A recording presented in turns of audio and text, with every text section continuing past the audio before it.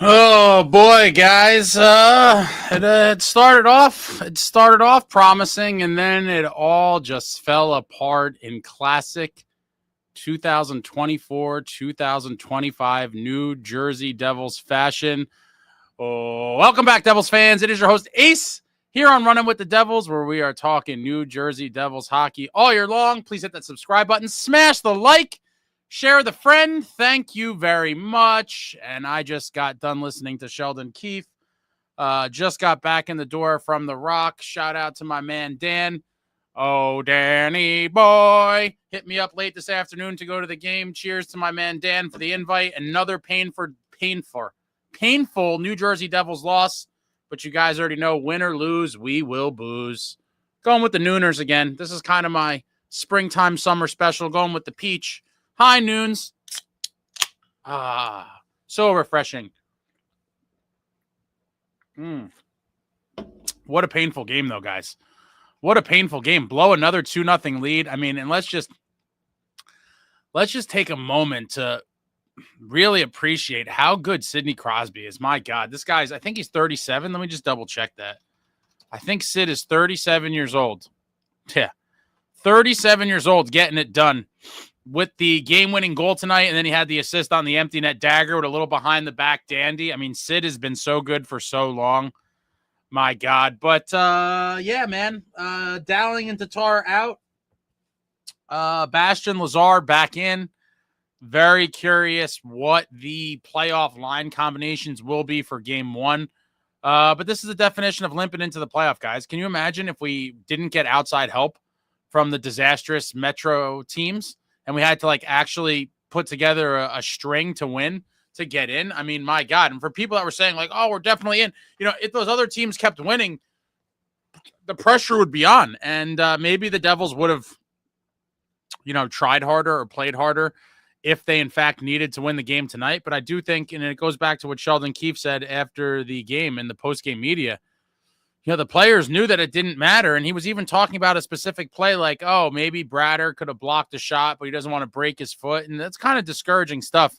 I mean, obviously the guys aren't going to be going 100% in a meaningless game, but I feel like that was kind of a window into their mentality, even in the games, a week ago, 2 weeks ago, 3 weeks ago, that did matter at the time. And I feel like they've been playing like it hasn't mattered for quite some time.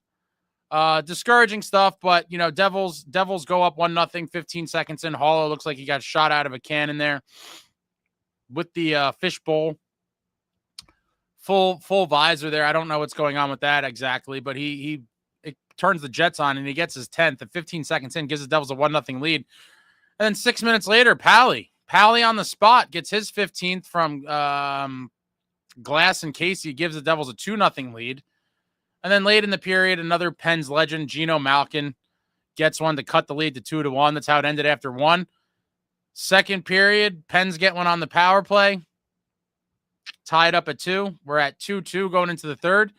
And then, a little back and forth in the third. And then Sidney Crosby at 13:21. Beautiful, just on one knee in the crease. Directs the puck right in for his 32nd. And this guy's just been so damn good for so long. It's honestly crazy how good Sid has been. And for how long. I mean, I was at his first NHL game. It was nearly 20 years ago. Made his NHL debut in New Jersey. It's crazy. Mario Lemieux still on the team. But Sid gives him the 3-2 lead, and then they add one with the empty net on a beautiful play from Sid behind the back pass, and that's all she wrote. Devils lose 4-2. Another stinker on home ice. Game stats, Pens 23 shots on goal, Devils 28. Penguins 46.2% faceoffs, Devils 53.8%. Special teams for the Devils sucked royally tonight. Pens go 2 for 4 on the power play, and Devils go 0 for 3. Game over. We couldn't get 1 out of 3 on the power play, and we gave up 2 out of 4 on the penalty kill, and that's it. That's a good way to lose a game. Hits 19 for the Pens, Devils with 20. Penguins 13 block shots, and this is how you know the Devils played like it didn't matter. The Devils had 4 blocked shots. Are you kidding me? That's probably a season low. 4 block shots. At this point, we might as well play hungry Utica guys or some of the bottom 6 guys fighting for a spot in the playoffs, because that's just completely uninspiring hockey. 4 block shots, pathetic. Penguins 9 giveaways, Devils 9 giveaways, Pens 3 takeaways, Devils 4 takeaways, and that's all she wrote. They deserve to lose this game, and I'm disgusted. I'm glad we're in the playoffs, But this was not a great game.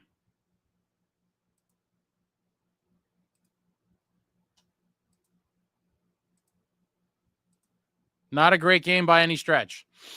Terrible game, actually. To blow a 2-0 lead, and you just want to. The other thing, I'm all over the place right now. I'm just furious that that you take a 2-0 lead and lose in a game where to get the team feeling good after that stinker against the Bruins, it would have been nice. It would have been nice to win. I do think that Markey should have started this game. Now, I don't know if that would have made a difference. I can't say for sure, but I don't like the idea of leaving Markey kind of stewing over that horrible game. And I'm assuming he's going to play Sunday, so it will end up being in these last 4 games. Tonight was game 1 of 4. It certainly seems like the table is set for a 2-2 split for Allen and Markey. I'd imagine, if I had to guess, I would think Markey gets the next 2. Sunday at home against the Isles, or maybe they'll rotate it. But Markey will get the Islanders game, I'm thinking, and then he'll either get Boston on the road or Detroit at home in the home finale, one or the other. It'll be interesting to see how that plays out. But yeah, it looks like it'll be a 2-2 split for Markey and Allen in the last 4. But yeah, it's painful. Completely painful. I'm disgusted.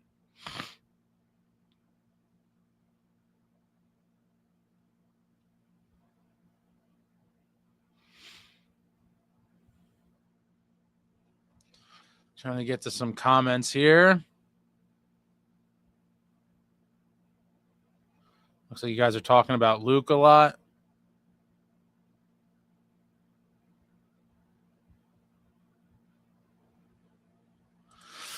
Evan, if we could get a Dougie back, would be a pick-me-up, but pucks to net with bodies, and then guys need to put more pressure on defensively. We give guys way too much room when they're in the zone. 100%.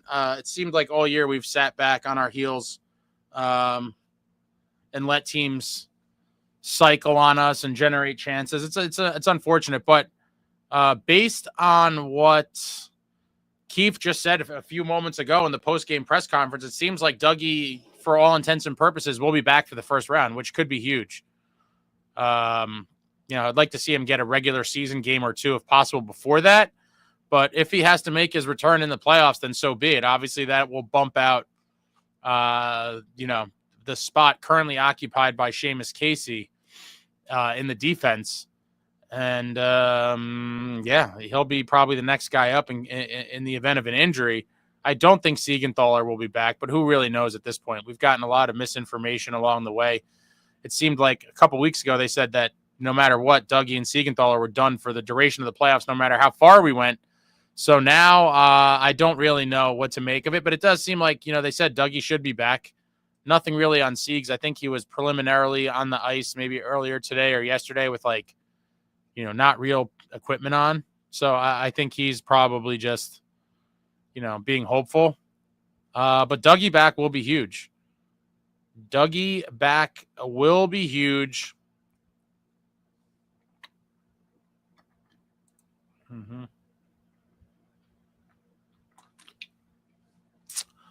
B says Luke will want $9 million a year, which means welcome back Hall of Bastion, Dowling, Lazar.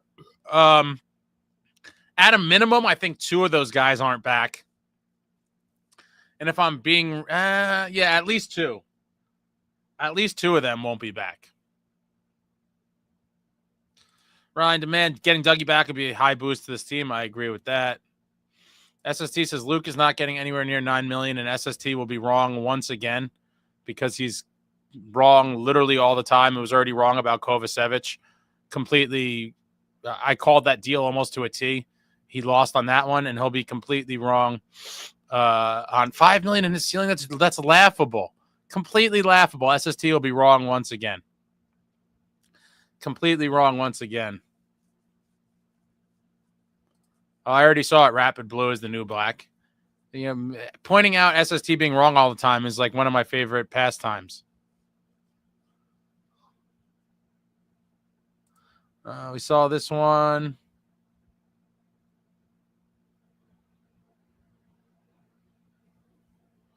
Ryan says, I don't think we see Siegs anymore this season. I agree. I don't think so either.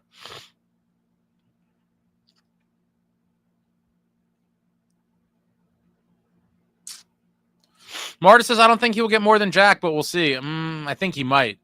My initial guess was 7 to 8 million. I hope it lands in there, but I could definitely see it coming in a little more.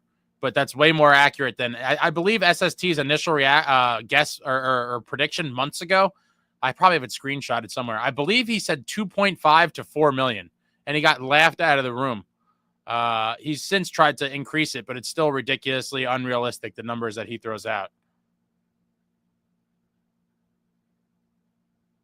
Evan, I do not like the trend of losing 2-goal leads. Calgary game at home, this game another, and at home happening makes it even worse. Yeah, the meltdowns have happened way too often, obviously. Blowing a 2-goal lead, especially tonight, like coming off of that beatdown from the Bruins, like you have to win the game when you're up 2-0 at home. You have to. Luke Collect Record says Luke isn't getting a penny less than Jack got. He might, but I think it's going to be close. I think it's going to be close to that 8 million number.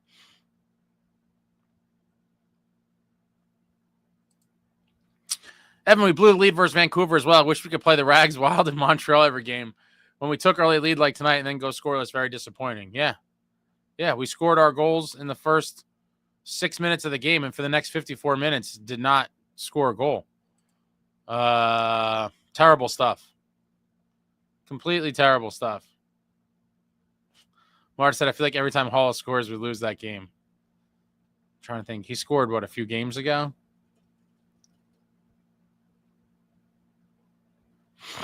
Traveling Devil says they didn't give a shit tonight, John, which I agree as well.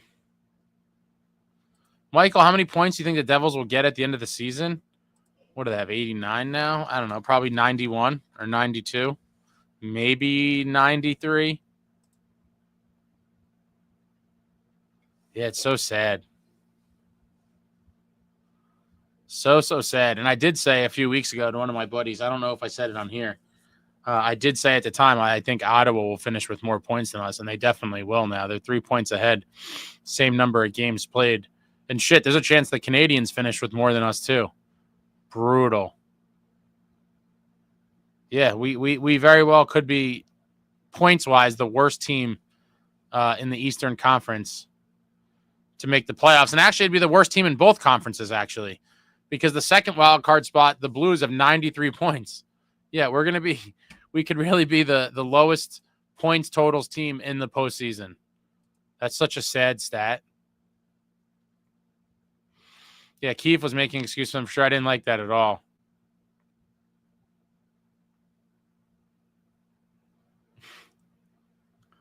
SJ says, no shots on goal from Nico. Really need him to shoot. What a terrible game.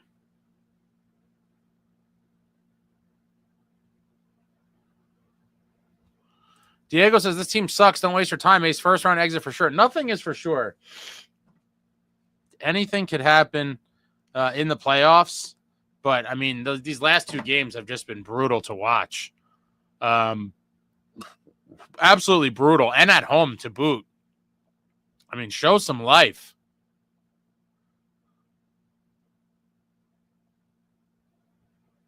Jason says there's a reason every single person who covers the NHL is picking Carolina in a short series. Well, I expect that. I certainly expect that. It's we kind of did it to ourselves.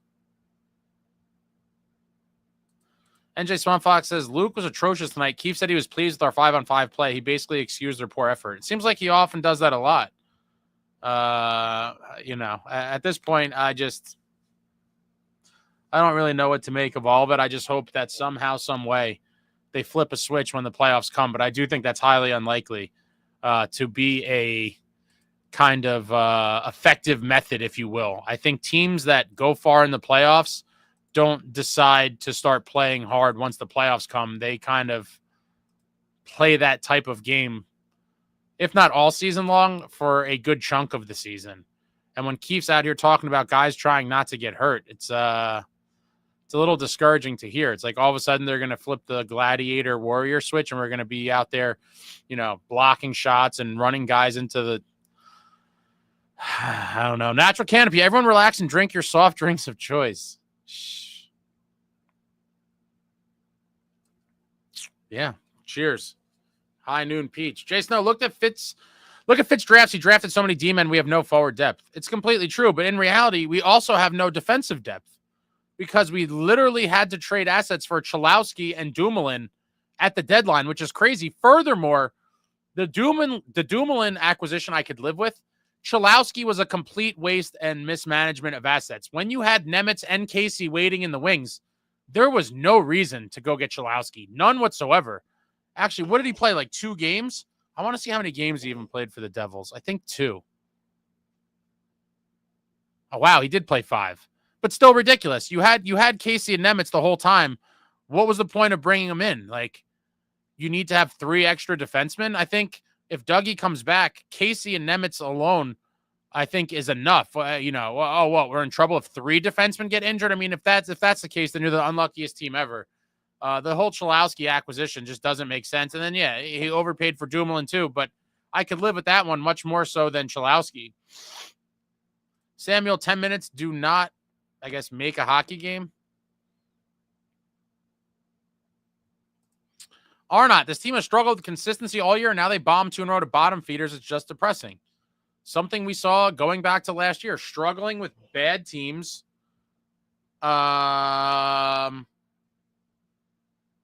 Struggling with bad teams and, somewhat playing better against better teams. It is just a very disturbing trend. But, the one thing I'm just going to continually hold on to hope for is the fact that we were 2-2 against the Canes this season. Now, obviously a different lineup with Jack Hughes, but, maybe somehow the intensity of the playoffs will force these guys to step their game up and start playing for keeps. But it is troubling to think that, they're just going to kind of sleepwalk through these last few games and then turn it on. Like the last few games before the playoffs should really be a dress rehearsal for the playoffs. Play as if this is a playoff game. We're going to see. Can't sleep mini pizza. This is low-key ridiculous. We need to play. We need playoff hockey, not this BS.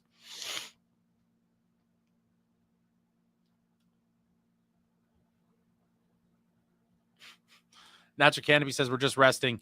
Bonzo57, Luke needs to be benched next game for doing something I can't even explain. Why would you ever slide your stick backwards into your own net? Luke's not going to get benched. Let's be real. He's not going to get benched with all the injuries and stuff. We just can't afford, to do something like that. And in the end, this is all still part of growing pains. He still only has 150 games played in the league. Obviously, would you hope to not see him kind of make those mistakes? Yeah, but he's still very young. Like, you're going to see stuff like that. Even from seasoned vets, you may see a play like that once in a while.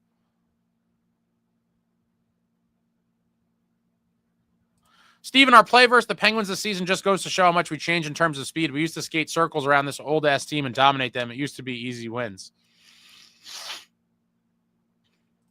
Jeter Toker, Ace, what were your thoughts on the Gritsuk situation? I missed the last live. So I haven't followed up with this since this afternoon, but some hockey outlet of some kind on X reported that Gritsuk's agent, I believe, had stated he's expected to sign his entry-level contract in the next few days to start playing in the NHL next season. Now, I hit the roof when I saw this. All the other teams, as people have pointed out, the Canadians got Demidov over. The Canes got their guy, Nicohischier or whatever his name is, from the KHL. And literally, it would be such another, just to me, slap in the face if Gritsuk is signed in the next couple days and he is not played until next year. That would be just a cherry on the sundae of just horrific management on the season. And that's kind of where we're at. So I'm waiting to see how that all plays out. But it seems like he could come here if the Devils wanted to make the move. And to not do it, to me, is just appalling.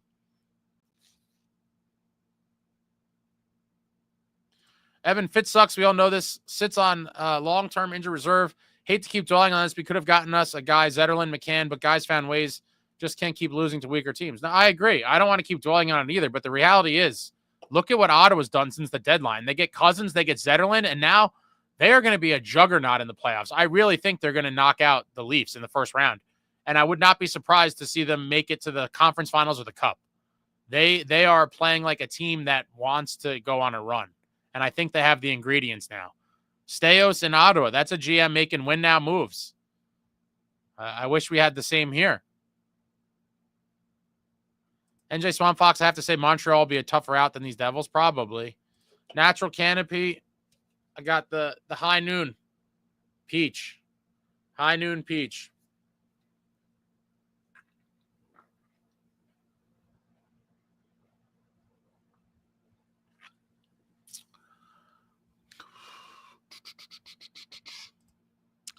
Brian J. Devils are worst team to make in the playoffs this year. They'll have worse record than the wild card teams. The Senators will have more points than us. Montreal may or may not.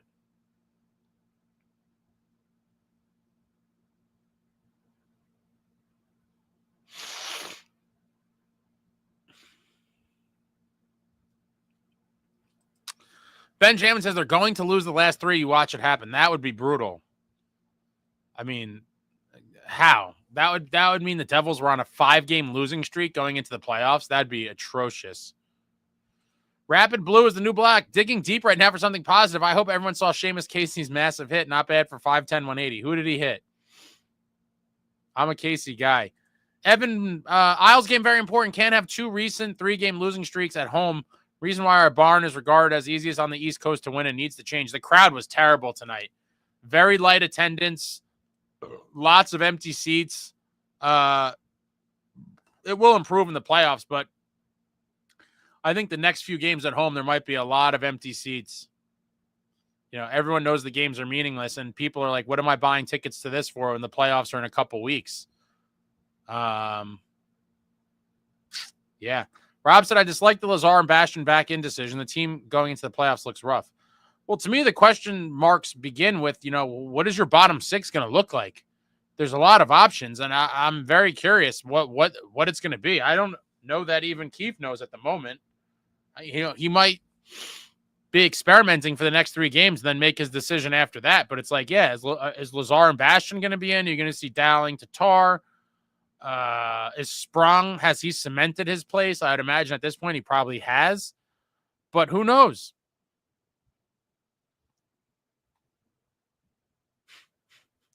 Ben James says there's so much bad about this game you can't possibly cover it all. Let me see some of the stats in the box score here.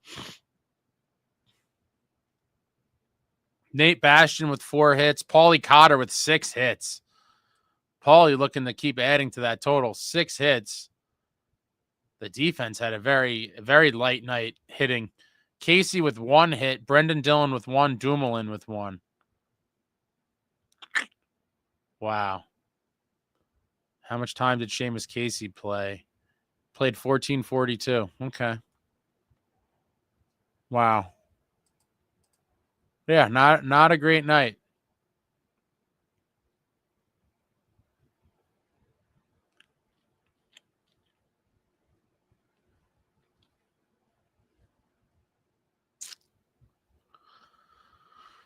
Fentanyl Floyd team looks like they're just waiting for the playoffs to start. But yeah, again, is there a magic switch?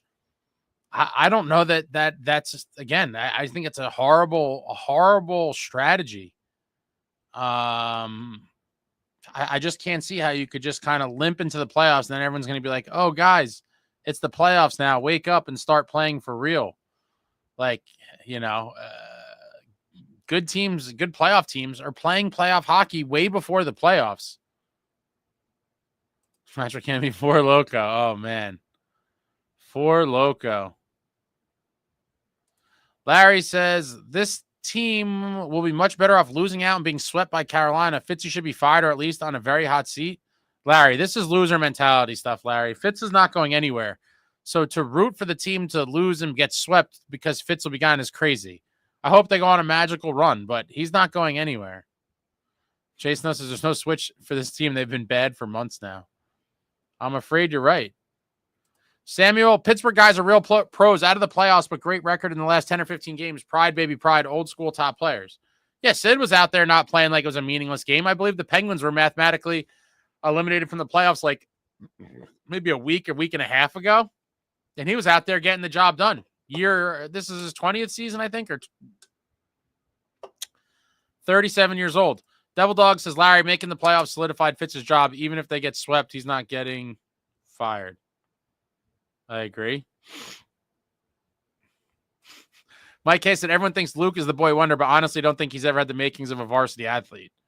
I think Luke's going to be very good. You guys keep forgetting he's played 150 games in the league and he's 21 years old. That is very, very young, especially for a defenseman. By the time he's 24, 25, he's going to be phenomenal. You're going to have to live with the growing pains along the way, and it's still going to happen. Bonzo, only chance I see is if Dougie comes back and sparks the team. I think he will be some sort of lift, both in actual on-ice play and then, maybe, locker room dynamics or whatever else. But he's definitely an improvement to the lineup. Veteran guy, bring some offense, sign me up. Yeah, D-men take forever to develop. Exactly. Alex, I loved how Casey played tonight. He plays clean and physical. Kid's got a bright future. I agree. Yeah, Gritsuk won't play this year. I think that's terrible, Jace. Now there's no reason why he shouldn't be playing. We need all the help we could get. Furthermore, I do believe, if I'm not mistaken, on deadline day, Fitz talked about Gritsuk potentially coming over as if that was like one of his deadline acquisitions. And at the time, I remember being furious, thinking like, you needed to go get guys to help this team win now. If you were able to bring Gritsuk over at some point later this season, that's like a bonus. But that doesn't count as a move for the deadline. Like that should be happening regardless in the background. That has nothing to do with the deadline. Doesn't get anything substantial in the deadline. And then after talking about Gritsuk as if that potential is a deadline move, then goes back on that as well. I mean, you can't make this stuff up. You really can't make this stuff up. Rob, the Gritsuk situation is such bad management on top of all Fitz things. I agree. I can't say that you're wrong. Steven, as soon as Jack was done for the year, the front office quit. I think so.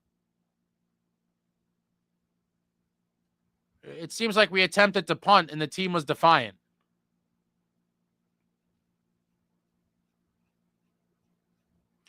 Artie says, no offense to you or anyone who disagrees, but Luke is not a good defenseman. I think he gets attention because his last name is Hughes and Dougie's hurt. You're completely wrong, Artie. Completely wrong, Artie. He's going to be a great defenseman. He shows signs of it. But again, he's 21 years old. He doesn't have a ton of experience. He's getting his bearings down in this league, and he's going to make mistakes. But if you watch the games, if you don't think Luke Hughes is good, you're crazy. Larry says, that's on Fitzy. He ran his mouth on getting Gritsuk here before the season ended. He said it right off the very disappointing trade deadline. He's blowing smoke up our collective asses. I agree. Completely agree. Completely agree.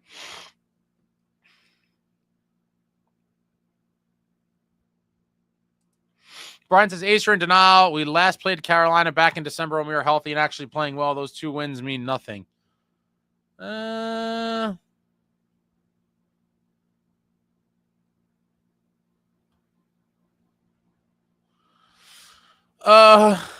mean, I get your point, but I'm not gonna, even rivalry games with the Rangers, like, this year is a kind of an outlier because we destroyed them. But in previous years, you would see if one of the teams was better than the other, you would still see pretty close games. I do think it's going to be a series. I know it might sound crazy. Even if the Devils go down, I think they will put up a fight. But, these last couple games are painful. NJ Swamp Fox, Ace, there's a reason for empty seats, and it's not just the games are meaningless. The team's effort at home isn't worth paying for. 100% agree with that, too.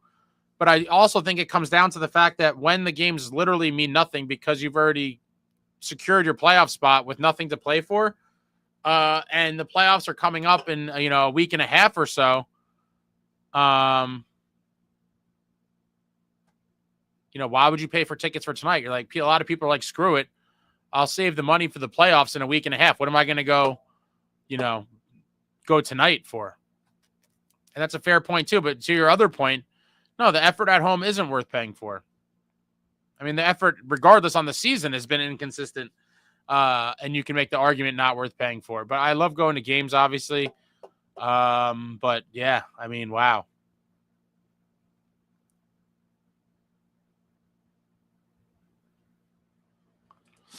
Ariel, the best thing to do as a fan right now is to go into the playoffs with no expectations. I think that's fair. That's fair, but I'm always going to have expectations regardless. even if they're kind of optimistic, delusional expectations. But, just getting to the playoffs is nothing to celebrate. I did in the moment because it seemed like it was a very tumultuous season. But at the end of the season, if they do end up getting bounced in the first round,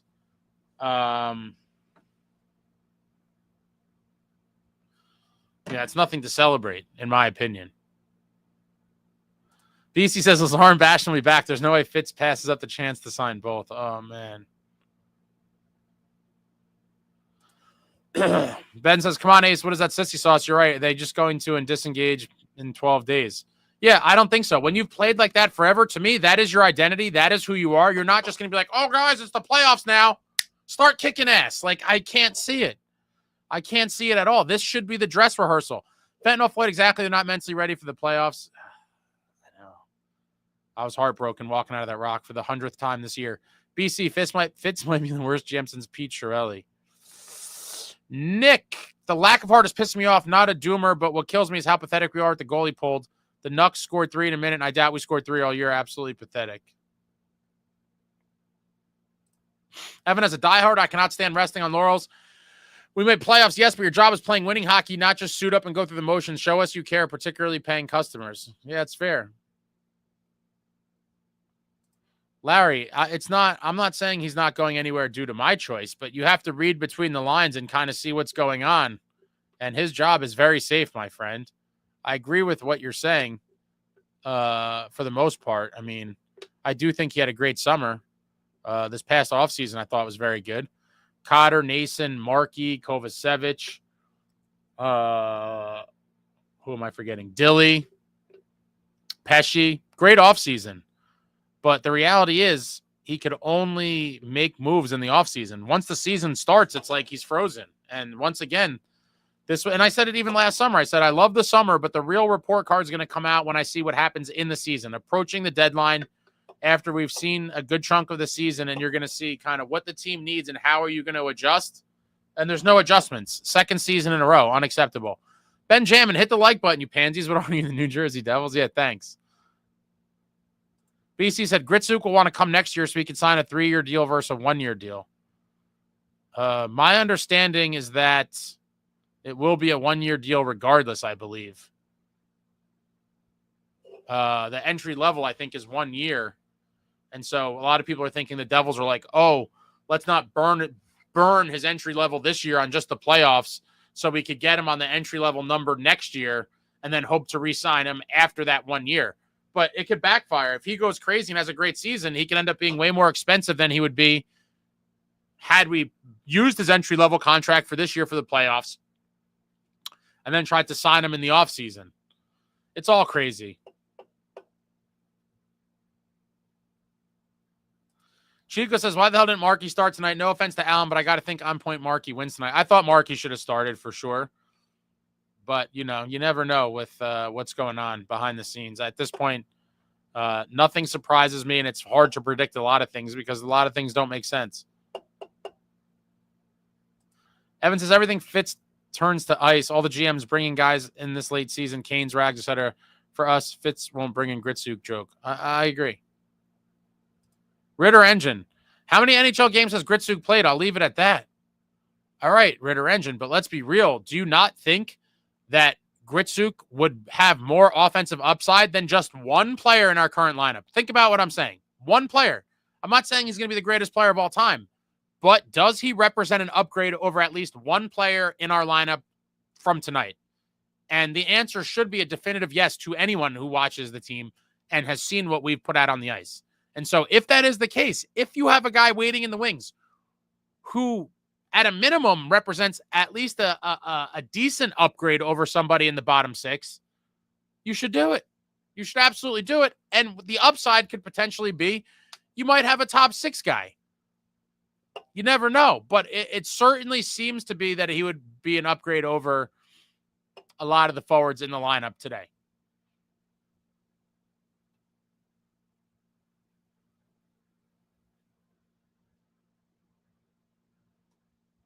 David says, Casey's D and Scott Stevens style hit super impressed me.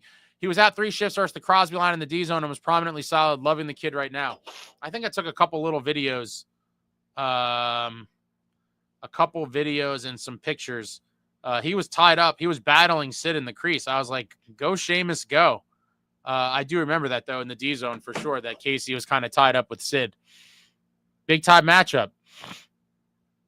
Brian said Luke looked all over it tonight. Shades of Quinn a little. I think he's going to be an absolute stud.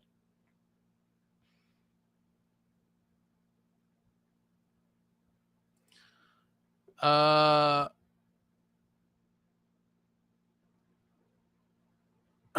says, Devils never say die. I'll drown with the team if need be. Obviously, I will too, but it's just, my God, can we win a game at home down the stretch here? Sherry says, pissed AF. I'm a sore loser. It was a brutal game. It's a brutal game. Evan, I want to see guys fight game. I want to see guys fight games, results wise, points wise, don't matter, but your habits do. NHL is brutal, but it's not turning on a light switch. I don't think it's going to happen. Yeah, he didn't confirm, but he basically said we expect him to be ready for the playoffs. So it was kind of like, an all but a confirmation, I would say. John said it should have been a 2-2 game. Nobody was covering Crosby, and look what happened. Great players find a way to get open. And he was just chilling there in the crease. Yeah, they forgot about Crosby. Sid was just chilling in the crease.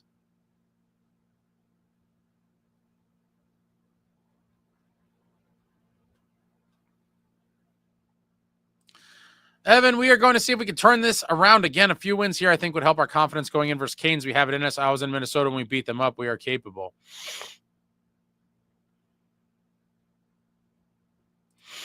Chico, Grit's deal, it's based on age. At his age, he could only sign a 1-year deal.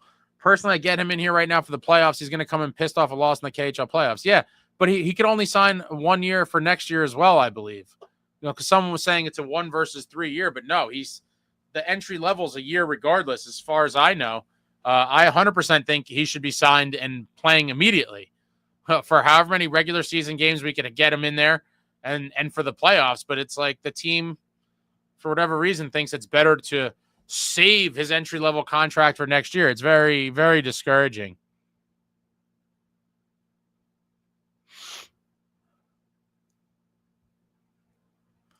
Roman Czechmonic says, Gritsuk also has a say in whether it makes sense for him to sign this year or next.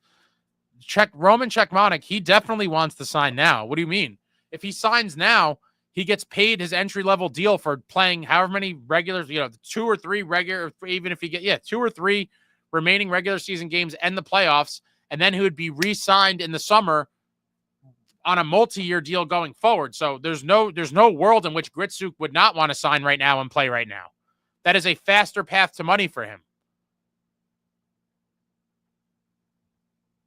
Yeah, Chico, it's not fair. Czechmonic's wrong. He 100% would want to come here now. There's no pro to him not coming here and playing immediately. He could get paid his entry-level deal for a few games and then be in line to get paid something real, more long-term immediately thereafter. There's no way that if it was up to him, he wouldn't be here.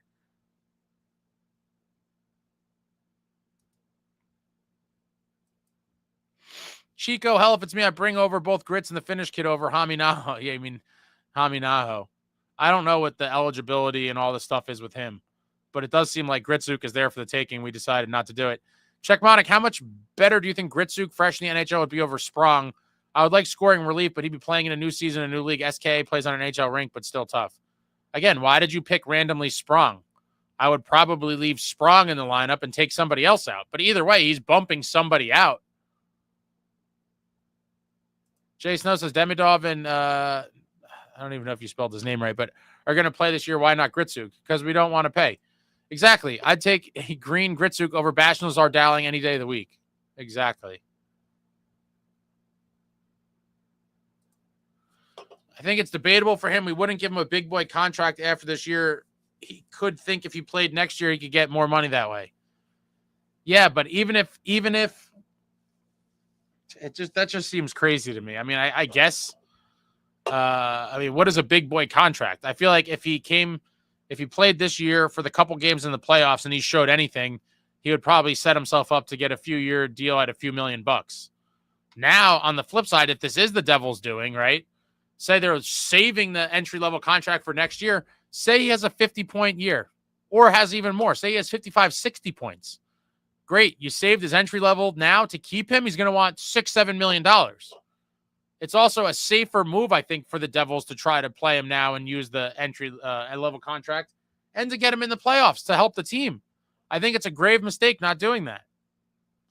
Evan says Markey for sure. 2 of these last 3. I think Detroit is the one we rest him if I was guessing. It's possible.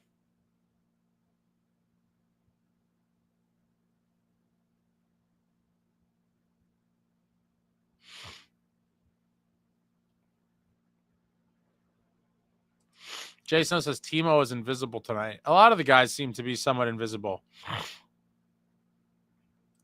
NJ Swanfox, Keefe's excuses tonight were pathetic. If they're reverse psychology, basically telling his team he knows they would make the requisite efforts in the playoffs, I can't see the. Yeah, that was disheartening to me when he was like, oh, if this was the playoffs, I think he would have blocked that shot. I'm like, what? I couldn't. I was kind of shocked that he said that. I mean, even if you think that, I don't know that you should say it, but I don't know. It is a meaningless game, too. Like, am I, like, livid that Bratt did not block the shot? No, not at all. But I think it is weird to hear the coach say it. Maybe he's just real, you know. He's going to keep it 100 no matter what. Traveling Devil not playing Gritsuk, not using LTIR, not making any real moves during the trade deadline tells us everything we need to know about the Devils management. Some of this is over the past 2 seasons. Completely agree.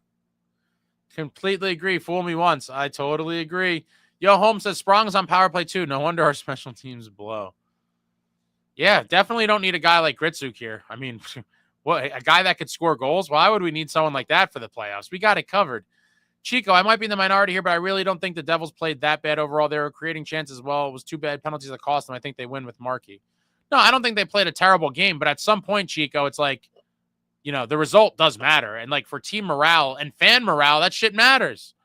Fan morale, a lot of people went home like, damn. Think about people that have season tickets and went to the last 2 games. So you saw the Bruins absolutely shit stomp them. I don't even know. What was the final score to that? 7-2 or 7? What was I don't even remember what the final score was. I blocked it from my memory. And then to get beat tonight after having a 2-0 lead, like, it's pretty brutal.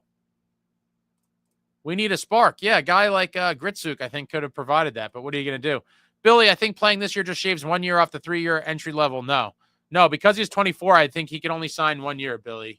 So his entry level deal is going to be 1 year. And so it's the difference of, you know, he could sign immediately and play in the playoffs, and that counts for his entry level. And then he would be eligible for a new contract in the offseason. But it seems like the Devils are, you know, analysis paralysis, are thinking that they'll save his entry-level deal for next year, which, again, I think is a huge mistake on many levels. Chico, that's not to entirely blame it on Allen, though. Some of those mistakes are pretty brutal, but mistakes are going to happen. Show me a team that can play perfect hockey. Sometimes you just need to save. No, I agree, but it's just too much as of late with these guys. It's like we just find new ways to lose, and it's unacceptable.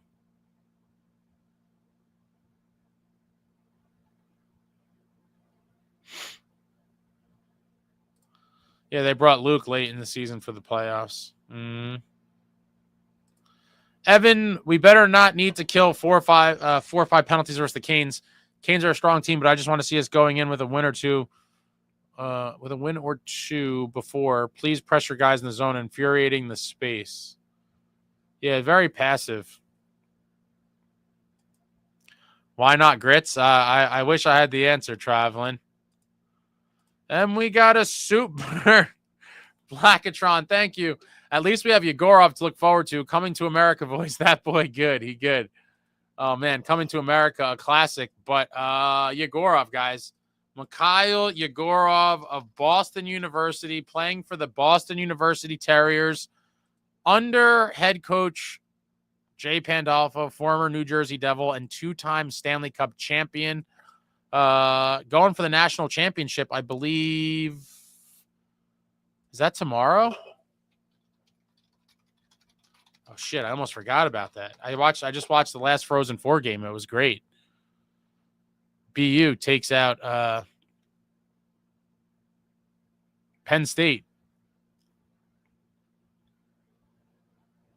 Saturday at 7:30. ESPN2. Let's go. Yegorov looking to win a natty. What a story that would be for Pando and the Terriers. Wow. Yegorov looking to backstop his college to a natty a few months after landing on campus. What a friggin' story that would be. I hope the kid does it. But thank you for the super, Blackatron. And watch our boy Yegorov. And I actually just posted a video. In February, I was in Boston and got to see him play live. I just dropped the chat and the link in the chat. If you haven't seen it, I filmed a bunch of Yegorov stuff live, and I was able to see him. He had his first collegiate shutout. Crazy. Yeah, he's old. 1 year. They should just bring him up now and put him in the playoffs. Jonathan G, how can you blame it on Allen and then also say Luke scored in his own net? I don't think he was blaming Allen. I just think he was saying, maybe Markey could have won. 100% agree. I'm frustrated by the loss itself. On the night they were honoring the late Ray Shiro, no loss, or no less at the end of the day, the focus from the skaters needs to be better. Mm-hmm.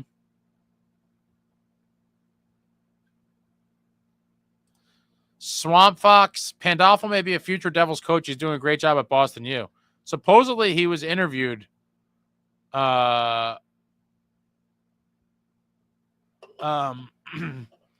believe he was interviewed by Fitz before Keefe was hired. I would love to see him as a Devils coach one day, but I don't know enough about the economics of college hockey. I do think if the money was equal, Pando would probably prefer to stay at Boston, but I do think the NHL guys make way more money. But the travel's very easy. Unless, he gets to sleep in his own bed the majority of nights. Like, college is a much better lifestyle than an NHL head coach for sure. It's a lot less grueling. Oh boy. Traveling says to SST, do you not think Luke has the potential to be a great team man? Why even bother? John Fay, as long as we can win 2 of our last 3 games or win all 3 games, I just want to be over with this season. I just want to get to the playoffs and somehow win a round. Yo, Holmes, by the time Yegorov makes the nightclub, we might as well give the can to the country club Keefe and get Jay Pandolfo to run the ship. I think Pando's been he's done great in his time at BU, and he's worked in the league in the NHL before. I think if he wants to be an NHL head coach, he'll definitely have his chance. But check Monic. I mean, you can tell when the Devils are going to score goals because they have urgency and pace. When they don't, and you see them only react when they're scored on, they won't score 5 on 5. It was just a painful night, guys. I'm just brutalized from some of these terrible losses at home. Chico, I commented on your video, but I'm curious what the chat thinks if the Devils win a cup with the core Shiro drafted if the Devils send the Shiro family a ring. They probably wouldn't, but it would be a nice gesture. Very nice gesture. Yeah, they should. Maria, what's going on, Maria? Great to see you at the game. Hi, Ace. Everyone, hope you got a shot of Malkin. Yeah, I was trying to get a Malkin video, but I waited too long in warm-ups. I did get a couple of okay videos during the game. Boggles my mind. I was hoping the game would be over 4 minutes into the third. These are the times I really miss Jackie. Yeah, it would have been nice to have Jack tonight. But this team, I swear, just find new ways to lose and break our hearts. I mean, I'm glad the games don't mean anything, but it's like we are in the playoffs, but they still mean something for pride. I mean, shit. Traveling. Same John SST. He has improved from last season. Plus, he has played every game after the offseason injury. He needs time to mature more. Why even bother, Traveling? Luke's going to be a beast. Collect records. Exactly right, Ace. You can't give Gritsuk leverage to demand money. If he overperforms in 25-26, I swear to God, Boost Face is drunk. Yeah, I mean, if it was up to me, I throw him out there for the playoffs. You burn his entry level, and then you sign him for a few years, $3 million a piece after the season. I mean, but now you're looking at the flip side of, if you're saving him up for next year and he goes off for 50, 60 points, he's like, $7 million. Pay me. And then what? Then you trade him? I mean, it's It's a mess. Chico, I got to watch more BU. Panda was so overrated in his time here. I'm curious to see how he has them playing. He's got them playing good.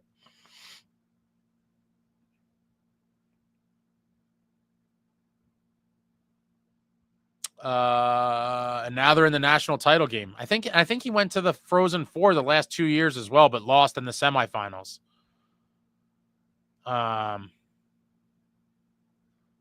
But yeah, Pando, absolute beast. And I actually did an interview with him in February as well. I'm trying to finish up editing that and put that out as soon as possible. So that'll be the next thing that rolls out, my interview with Jay Pandolfo. Pretty cool. Pretty cool stuff. Evan, we owe Boston. We beat our rival Isles and then ruined their final game for their fan appreciation night. Totally different feeling, I think, going into the playoffs. Maybe it is, but maybe it doesn't matter. At this point, I just play with heart and close out games. Like being up 2-0 that early and then just losing is just, it's painful. Unacceptable stuff. Just giving away games. But I mean, at this point, is anyone really surprised? Sorry, tonight's wish Jack was with us. I feel so bad for him. I wonder if he's even at the games. Has anyone even have they showed him? Chico, I predicted 3-1 to end the season. This was the one. Give us a 3-gamer to end it, boys. Come on.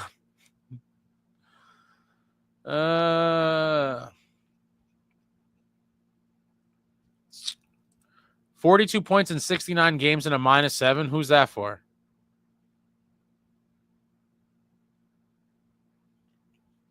Is that Luke?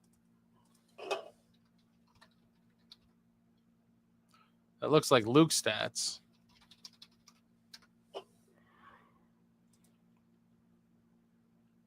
Yep.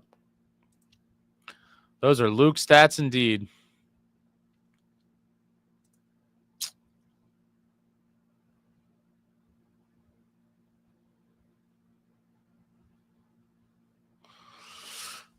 Benjamin, I can't even believe we're talking about the future. That is the reason I gave up on Devils hockey for a decade. The time is now. There is no future. I agree. I don't want to hear about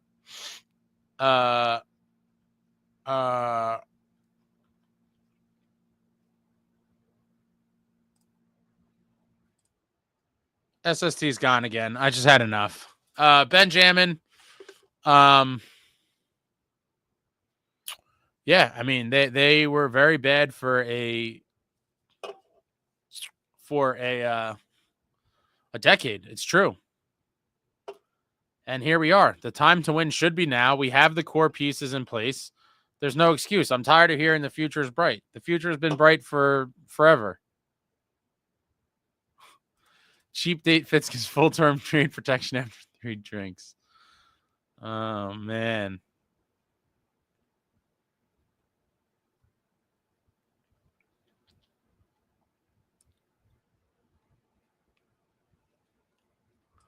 Chico said, I'm telling y'all, Luke Hughes is going to end up the best player on this era of the Devils. EK65, but good defense incoming. I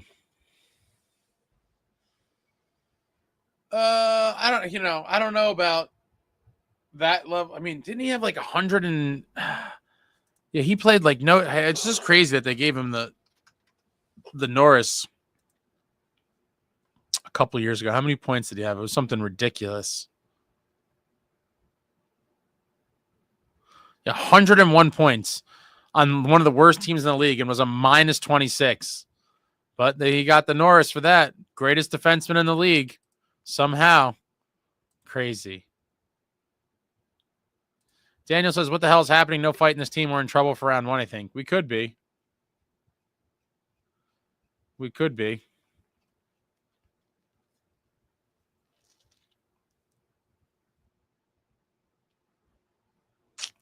Or maybe they wake up. I don't know. This is what Billy says, yeah. Anything can happen in the playoffs, lads. Have faith. That's the only thing that kind of, it is a whole new season. Even as discouraging as these games have been leading up to it, could something click? Could, I don't, that's what you hope for. But it is crazy that we're just going to be limping in, legit, just a total limp getting in by other teams just sucking more than us. That's really what happened. Chicks love the Hughes brothers. They're so cute. Mike K. Ace, do you honestly think Keefe is a good coach? I do think he's a good coach. A lot of the stuff that we complain about, like in the end, like the shit that he says or doesn't say, like that really doesn't have a bearing on his coaching. It's just more of like, behavioral stuff that a lot of the old timers would not really like to see or would prefer he would do differently. But in the end, if you look at the roster he had for the stretches of the season, like the fact that, management really threw their hands up and was like, oh, we're giving up on the season. And he kept them competitive and in a playoff spot. And so I can't say, I think he's done a pretty damn good job. Sheldon Keefe is objectively a good coach. Evan, the inconsistency has been there all year. That's part of our fiber, but now it's time for better play to enter back into our game. Ace, you're going to the game in Raleigh, the Hell House. I thought about going to some, but I don't know. I mean, it's painful enough to watch what this team does at the Rock. To then think of going to Raleigh, and I don't know. We'll play it by ear. Jason knows the future ain't even bright anymore. All of our prospects are in the NHL. No, man. Jason, no, don't you know Yegorov's going to eventually be here, and then Salayev, and then by then, by 2032, the future is going to be so bright. Salayev will be here, Yegorov. Oh, man. No, I'm done. If he comes back, he's going to get smashed down again.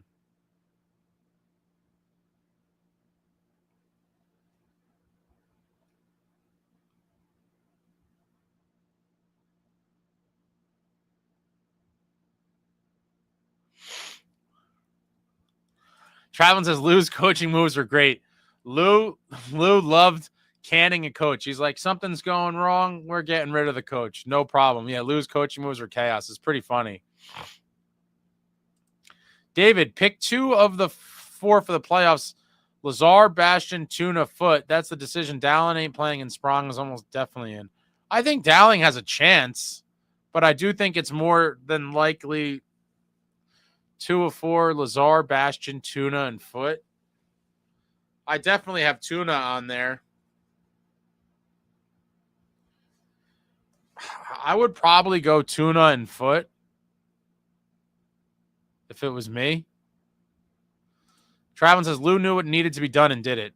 The man had his finger on the pulse of the New Jersey Devils at all times and made moves, even if they weren't popular. Whatever he thought was in the best interest of the team, he did it. Jonathan says Tatar and Lazar. Devil Dog, Lou's coaching moves were great. That's revisionist history right there.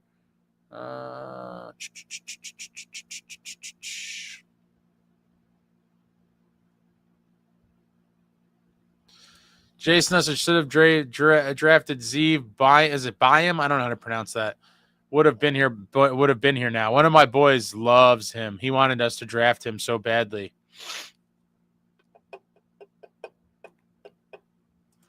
LJ, random stat. Devils the only team to not score 6 or more goals in 2025. Their last 6-goal game was mid-November. Wow. That's it's pretty sad. Chico, the coaching carousel never would have happened had Pat Burns, rest in peace, not gotten sick, or if Larry Robinson had enjoyed being a head coach. Larry's had so many stints at the Devils. It's so crazy. The best part about it to me about Larry is that he was an assistant coach in 95 and 03 and was the head coach in 2000. I mean, it's great stuff. Benjamin, another issue is how does the rest of the team feel when so many fans, so much media says we are done without Hughes? It's demoralizing. Only benefit is guys who say, oh, yeah, watch me play. I think that the team, again, when you don't make major moves, I do think that the players kind of look at that as like, what do not believe in us without Jack. And I think that's a flawed kind of logic.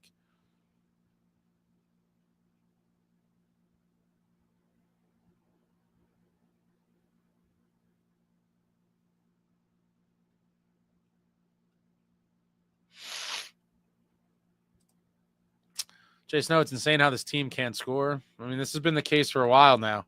Mercer needed to step up this year, and he's been really disappointing. Underwhelming a little bit, but again, I think he's like a ideal third liner, and people had high hopes. Yeah, 33 points is a pretty weak season for sure. But that's what he had last year. He's replicating it.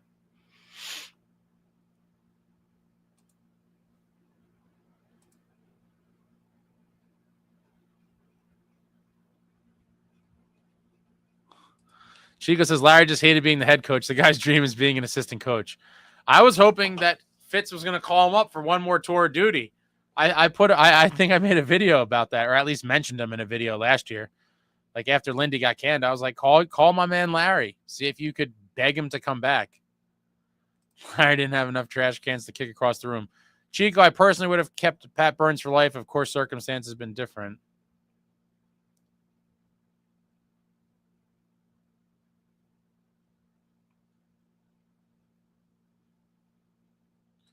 Mike, hey, I think we're too focused on the deadline moves and not on playing smart defensive hockey. That's why I blame Keith.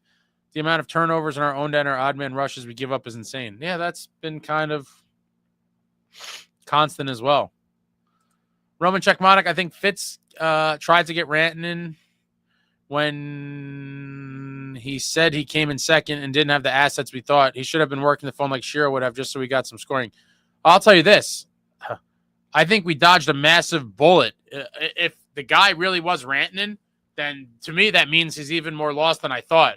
Because to give up the assets to get Rantanen and what he would have wanted to get paid, I think that money and assets are way better spent elsewhere. I would have been livid if we got Rantanen. Livid. Ben James says, I think Nason gives a shit. Guy can hustle. He definitely cares. I want to see him smashing guys in the playoffs. TSS players in 22 trade deadline were rewarded with Andrew Hammond. The Hamburglar, baby. Snow says Fitz also sold us that Mercer was a top six guy, which he definitely is not. I think that's pretty obvious now as well. Chico, I'm a big Pat Burns guy and a big Jacques Lemaire guy. In my opinion, those are two of the best coaches we ever had and some all-timers, for sure. And you got to put Larry in there as well. Legends on legends on legends. Higher Torts. Oh, man. Oh, Torts. Billy, Pat Burns was a beaut, ex-cop. Get some fire on that bench. Burns and Torts both have that. Ted, it all fell apart during the Devils' winless California road trip. Brutal. Chico says, imagine Burns versus Torts when Torts was in New York. Had Burns been able to stick around, man, that would have been a legendary rivalry. Man, I was just watching the night on YouTube some of Torts' best, blow-ups at reporters and shit. Oh, man, Torts has some great one-liners over the years. Yo, Holmes, I was fortunate to meet Larry and his wife many times. He never wanted to be a head coach and do pressers and all the BS. He said he told Lou, can I just go back to teaching again? Larry legend. That is awesome. Joseph Bastian played well in the playoffs. Plot plays good in the playoffs, and Nason might be the beast of the playoffs. He's going to have to be.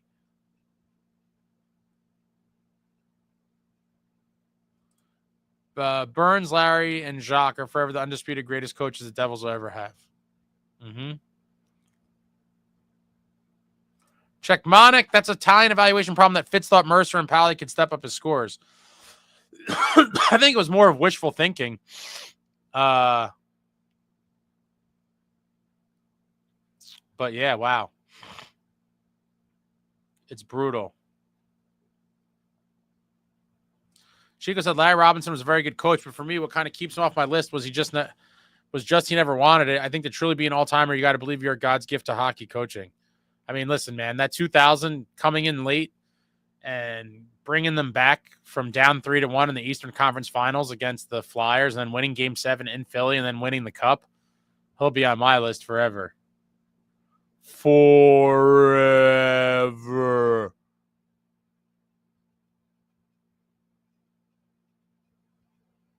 Evan Burton, guy that chased the money, Stamkos would have had a playoff appearance. Would have been awesome here. Man, I wanted Stammer bad. But when I saw what he signed for, he's just another guy that's all about that money. Money, money, money. $8 million a year in an income tax-free state. Wild. Mike K, Ace, if Marner has a huge playoff, will you change your mind about him? Absolutely not, and we don't have the money to get him, so who cares? But he's another soft kid, man. Soft child. No more boys, no more children. I want men. Men. No more boys. Mitch is a boy. Even if he has a monster playoff, he's still a boy. I'm out on him. He's going to get like probably $13 million. No thanks. Jay Snow, Carolina is going to cave us in our D zone. It's a huge problem with the Devils. Yeah. Chico, man, I still think the Devils win in 2012 if Lemaire had stuck around one more year. He was so done at that point.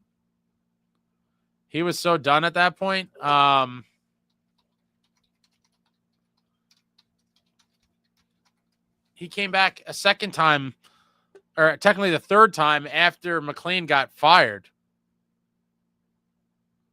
It was crazy.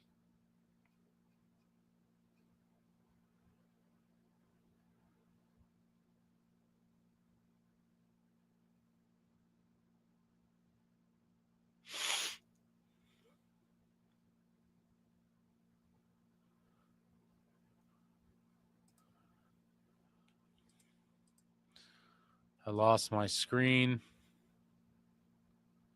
Steven, what has been your top 3 wins of the season so far, Ace? Ooh. I mean, in terms of what, Steven? You'd have to clarify a little bit. Just like overall wins or like exciting wins. I mean, in reality, the wins that really have mattered the most were a few weeks back beating the Blue Jackets twice. That was massive. Those, if you're just talking about significance of the wins, those were late season. They were right on our heels. We beat them twice, like in a week. Those are 2 very big ones. I'm trying to think what else. The back-to-back Wild wins were big.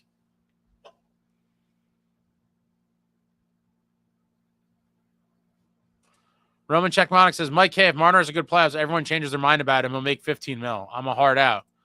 Turco, my man Brian, what's going on? Just, just lamenting over a terrible Devils loss and just random chatter now. But what a terrible game. What a terrible game. Yo, Holmes, Larry Robinson has 10 cups. Yeah, what does he have? I think he has 6 as a player with the Habs, right? So 6 as a player with the Canadians. He has the 3 Devils rings. And he was like a scout or something for the Blues when they won, I think, right? So that's the 10. LJ, good for Stamkos. Hope he enjoys the money and watching the Bolts in the playoffs. I do think they did him dirty. I think they did do him dirty, and so he was like, I have to leave. Oh, Chico's got jokes tonight. Brian, Luke needs to take the shots and he has a chance, which is more often than not. I think he does shoot a good amount, but he also shoots into traffic a lot too. Like, there's got to be a balance of taking shots when you think you could get it through. I am over, boys, Sherry. It's it. Mike, Marner's 5th in the league in points. I don't think he's necessarily that soft. Put on a line with Hughes. That's so golden. Oh, boy. That's a pretty soft line, Mike. That's Charmin soft. For that kind of money, I think you could get something a little more rugged, maybe a little more size. Zom Booze. We could have Scotty Bowman on the bench with these players, and they just won't respond or put effort. The players are to blame, even the longstanding ones. Why players call the Devils soft? I agree with that, too, and I've told people that forever. Like, Keefe's probably getting frustrated, repeating himself over and over again. In the end, he can't force people to do shit. And that could be the unfortunate reality. David, the 2000 Cup was the most exciting Cup run start to finish. Love them all, but that one was edge of the seat in the final 3 rounds. Good stuff.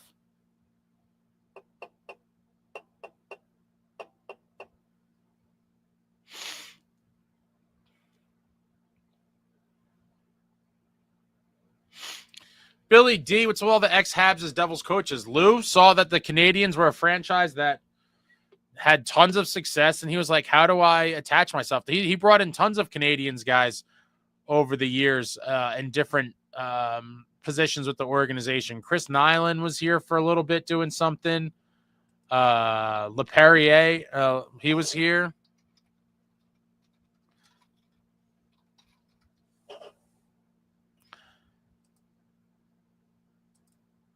Jacques LePerrier was here.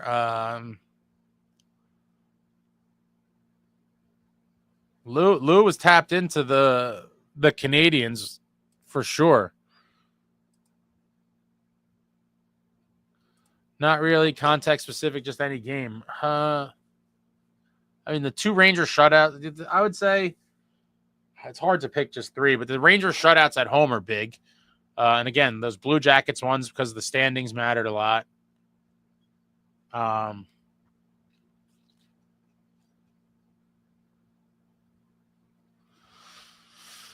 Yeah, I'd probably just go with probably the Blue Jackets 2 wins in a week, and the Rangers ones at home were just big as well. But it's hard to pick those because they don't really mean as much as like those Blue Jacket wins. The Blue Jacket wins were huge. They were surging right on our ass. Wild was a beat-up team with no Kaprizov or Eriksson Ek. Who cares, though? They're still a playoff team, and we needed those wins at the time. Take those 2 wins off the board, and where are we, Snow? Still trying to get wins to get into the playoffs, and every game we just keep shitting the bed. Evan, guys, Devils should not have had interest in Rantanen, Zegras, and Marner. I totally agree, Evan. Tuck McCann or in a miracle guy like Kempe from Kings. We don't need softer players. Amen. I'm with you, my man. I am with you. Chico on Marner. I'd love him as a Devil. He does it all, but I question the mental toughness. I think he has something like a career 0 points in game 7s. He disappears. I think he disappears in a big percentage of the playoffs, and he's soft. I'm out. I am out. Chico says the Devils cap situation, I think the most we can expect is another Paul Cotter, which I'd be very happy with, actually. If you get another guy like in the ilk of Cotter, I would take it. I'd like a top 6 guy with some Cotter snarl in it, but if we can, I'll take another one in the bottom 6. Go Boro, what's going on? I lost $10 for my Penguins fan friend. I don't know what that says there.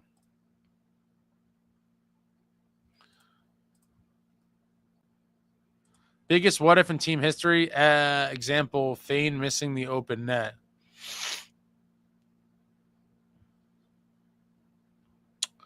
I mean, the biggest what if, I skipped a couple things here.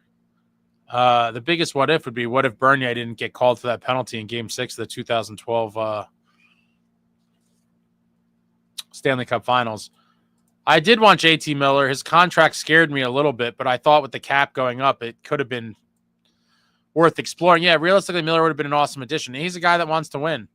I think he's a guy that has that snarl and that attitude that brings some of that don't F with us swagger that I think we need. Chico, I hate JT Miller, but I think he would have been a good ad for this team. You want to talk about as fire starter, that's the guy you need. Yeah. Mark saw a video showing the night and day difference between Keefe and Berube. The Leafs under Keefe were somewhat soft. Under Berube, they're heavier, edgier, more violent. It's interesting. Berube's a no-nonsense guy. The Devils wanted him for sure, but Toronto was his first pick. Lemieux is the man. Devil Dog 7, Nyland was a disaster behind the bench, though. Yeah, but he still came from that Canadians, legacy. Brian says, I'm bringing out my Elias jersey for the playoffs. Mike, hey, Ace, is Furia with us now, or did he just see a travel ad for sunny New Jersey? What? Oh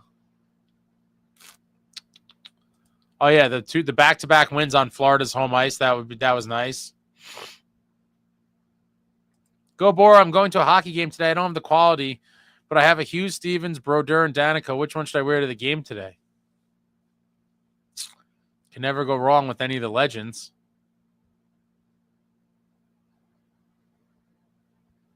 Chico says, Wild without Kaprizov. It's a lineup. Still has a lot of talent. They've done a very good job of drafting these last couple of years.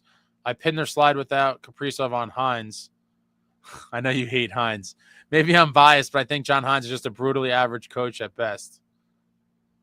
Joseph Lanham, did Spalding say Cotter has the most hits on the team? I didn't see that coming. Yeah. Cotter has the 10th most. Oh, let me check it now. The other day it was 10. He was 10th in the entire league in hits, and he broke Blake Coleman's Devils record like a couple weeks ago. This is not updated. This is 78 games, and he played 79, and he got 6. So he has 249 hits on the season, which right now he's 10th in the league. And he has the Devils all-time record. Now, they only started tracking hits as a stat, I believe, in 07, 08. So, it's a nice record for the past, call it 17, 18 years. I'd have to believe there's a bunch of old school guys that would have had more, but he's been, he's the most hits in a single season for the Devils since they've been tracking the stat. Ooh, biggest what if Gomez goal counted in Game 6, 2001 Stanley Cup Finals. That's a pretty big one, too. He clearly kicked it in. Yo Home says Toronto is going to be run out of the rink for Ottawa in the playoffs. I certainly think so. I told everybody, I thought Staios won the deadline day. When I heard he got Cousins and Zetterlund, I was like, God, those are two guys I would have loved. Can you guys imagine if Fitz got Cousins and Zetterlund on the deadline day? Shit, I would have been happy with either one of them, honestly. But to get both of them, that's the GM trying to win now and keep his captain happy. Everyone knows the voices were getting loud. Everyone was like, oh, Brady's going to win out of Ottawa. If they miss the playoffs again, Brady's going to be gone. Da-da-da. They haven't made the playoffs in forever. Their fans are kind of pissed. Just a lot of dysfunction surrounding Ottawa for years now. And what do? He makes a pretty good splash for that Ottawa Senators team at the deadline. He gets Cousins, he gets Zetterlund, and they're ripping right now. I do believe I'm 100% picking them. I'm probably going to put money on them. I definitely think they're going to smash up Toronto and pull off an upset. Mike K. Ace, you're going to do a video with your playoff bracket picks once matchups are set. Yes, I will. Yeah, I'll definitely do it.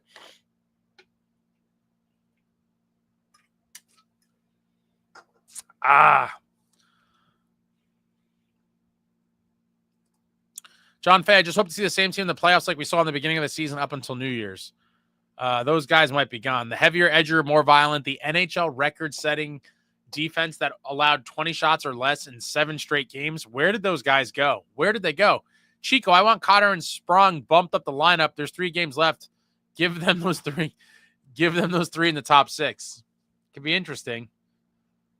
How sad is it, though, that what an indictment on the roster this is, Chico, that a guy like a deadline scrap kind of pickup, no offense to Sprong, but let's be real. It is what it is. And now we're talking about him being on the top 6. It's pretty crazy. The guy cleared waivers in January. I mean, it's crazy. It's a crazy thing.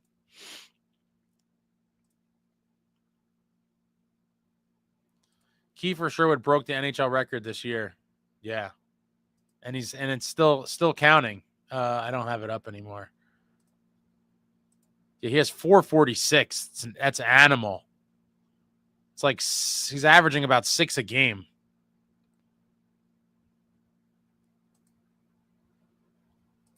Who's number 2? Yeah, the number 2 guy, Matthew Olivier, is number 2, and he's 146 behind him.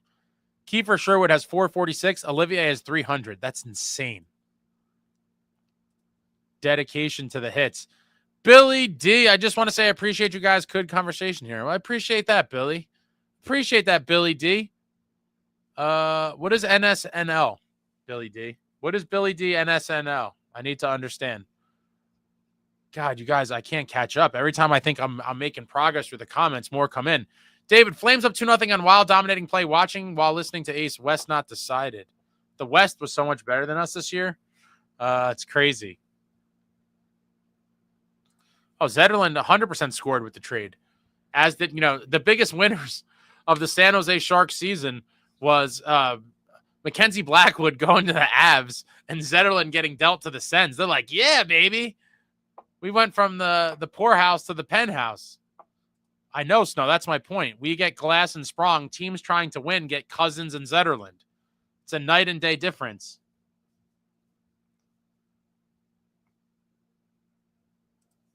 Benjamin, Ottawa is a beast. I'm all about them if we get bounced. 100%. I'm rooting for. If we get bounced, I'm still rooting for the Oilers for Adam Henrique. I do like McDavid as well, but primarily for Adam Henrique. And then my next team after that would be Ottawa for my boy Brady. Good old American boy.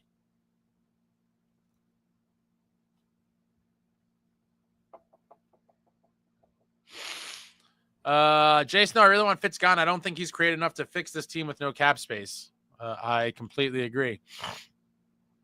Completely agree. Chico says Steos had a great offseason too, and then what do you know? He made ads in the middle of the season to make his team better. Turns out that's a thing you could do. Yeah.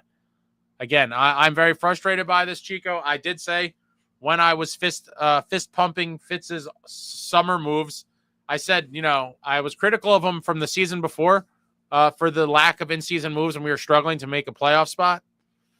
And obviously everyone knew we needed goaltending, and he gets 2 goalies on deadline day when it's too late. But anyway, then the summer came, he made the moves, and I was like, I love these moves. I think he had a great summer, but I also said multiple times, the real report card and the real grade comes in season when now, after you make these moves, as we go through the season and shit happens and you see how the team performs and what, may need to be tweaked, what levers you need to flip, what switches need to be hit to make the team better. And that is where it just doesn't have, there's nothing. It's like off-season moves. The season comes, hands are in the pockets and does nothing. And it's frustrating because this year is definitely a season where with some tinkering like Ottawa did, I think the fan base and the players as well would feel a lot better about going on a run in this playoffs had we brought in some reinforcements, but we got Sprong and Glass. And the other thing that he was pitching as a deadline move, the thing with Gritsuk, turns out that was all smoke and mirrors too because they're waiting till next year. I mean, it's wild. David Chimes, people who defend Fitz don't look and check what other GMs do. I still think Ottawa's blue line too green to win that series, but it's definitely going to be a war. Oh, yeah. It's going to be a series. I'm very excited for that series to play out. That is going to be the one. I mean, I try to watch as many games as I can, but that's the one I'm going to be the most excited for.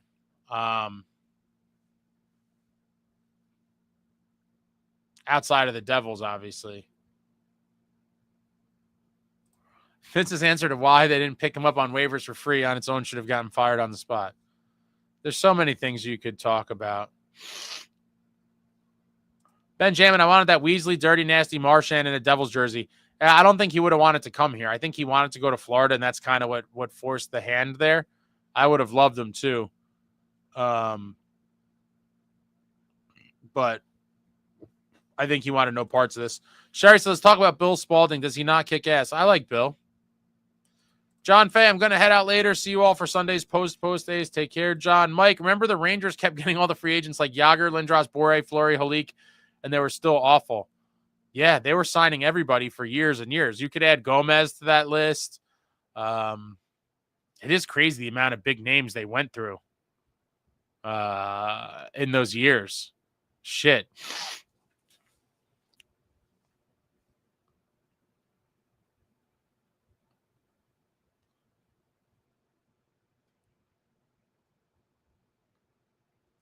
Nova Scotia. Newfie. Okay. Living in Nova Scotia. Mark, Seamus Casey still showing up and making a positive difference. I've always liked Seamus, been rooting for him since the beginning. Jason says he's terrible at drafting, sucks at the deadline. Why is he the GM? I don't know. Hit the like. Thanks, Billy. Hit the likes. Hit the like for your boy. I don't know that he overcorrected in the summer, Snow. I thought he had a good summer, but it's like that alone is not going to do it. You need to make in-season moves, and that's where his, weakness. Yeah, Dumoulin was – I'm not as mad about that one as Chalowski, to be honest.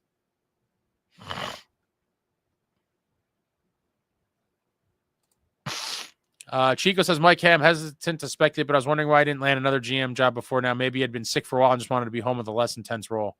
It's definitely possible.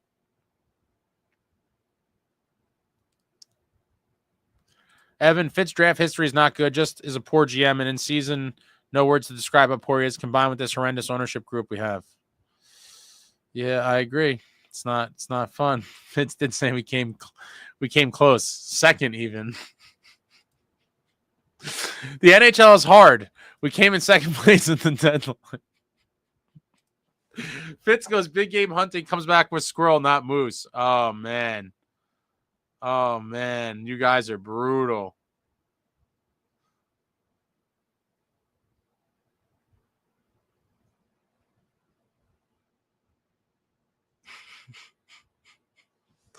Goes big game hunting, comes back with squirrel. I have to take pictures of some of these. Hold on, because I don't want to have to go back and screenshot these. These are priceless.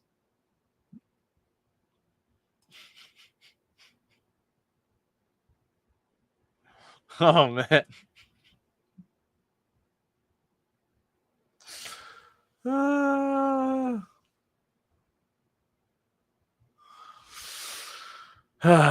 Man.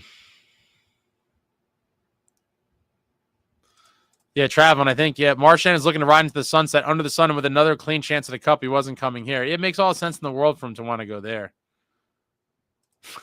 Fitz goes big game hunting and uses more meat and bait than he comes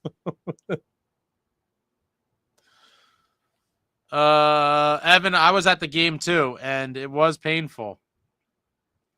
It really was.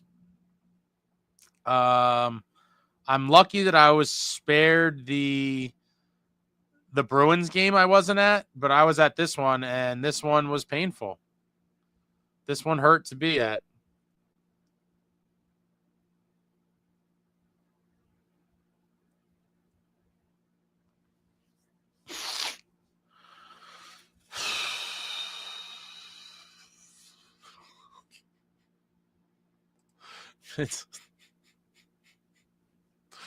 You guys are brutal. Jason, I think he left it to Foley spot vacated. I thought that was definitely going to come back to bite us. Yeah, would have liked to see a top 6, but, you know, Tatar was the guy, right? Tatar was the guy. It was the last signing. He was the top 6 guy.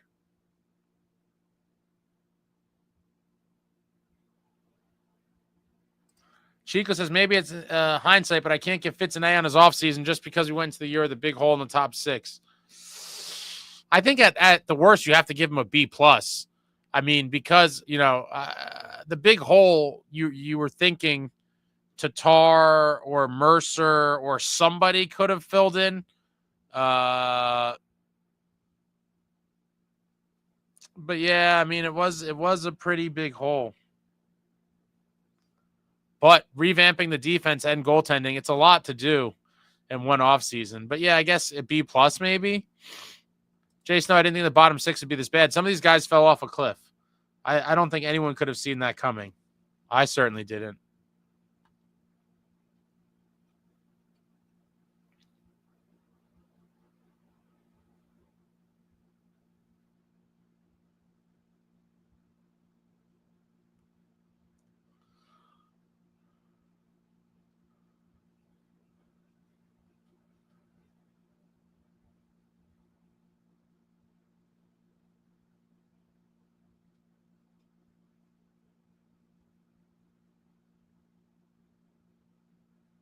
Should bring back Don Cherry, Jeremy Roenick on the broadcast for the playoffs. Oh, man, that'd be crazy. Liked Roenick and Don Cherry, I think. Roenick got canceled for something stupid, I think.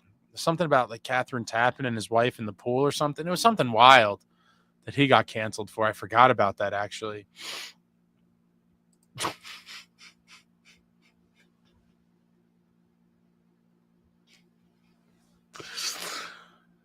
Chico says, if it's me, I try a Cotter, Hischier, Bratt, and Sprong, Mercer, Meyer for a minute. I'm not mad at those. I mean, there's so many combos you could try. I've been advocating for Paulie to get some more top 6 looks from earlier in the season. I wanted to see him play with Jack like for a stretch. We saw it, I think, for like a period maybe. Go Boro, thank you for the super. Ace, my friend has this crush on a girl, and he thinks he's being mature, but actually I think he's being adorable. Who's more right, my friend or me? Oh, Go Boro, I have no idea what the hell you're talking about. I'm going to need some more information here. I have no idea. My friend has this crush on a girl, and he thinks he's being mature. I'm so lost, Go Boro. Can you give me some help here? I have no idea what the hell you're talking about. Or if anyone else has any idea what he's talking about, let me know.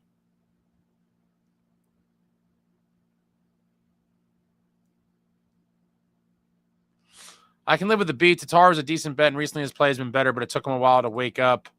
Decent bet. Yeah, it was to me that was a fairly low risk with a, medium to high medium upside. Evan, Fitz' big conquest this year is trying to look better each night with his boost fees posted on the camera. Radio Shack or PC Richard and Sons, maybe you can apply there more speed. You guys are brutal. Ronick said he wanted to have a threesome with his wife. I don't think he straight up exactly said that. I think it was like he alluded to it.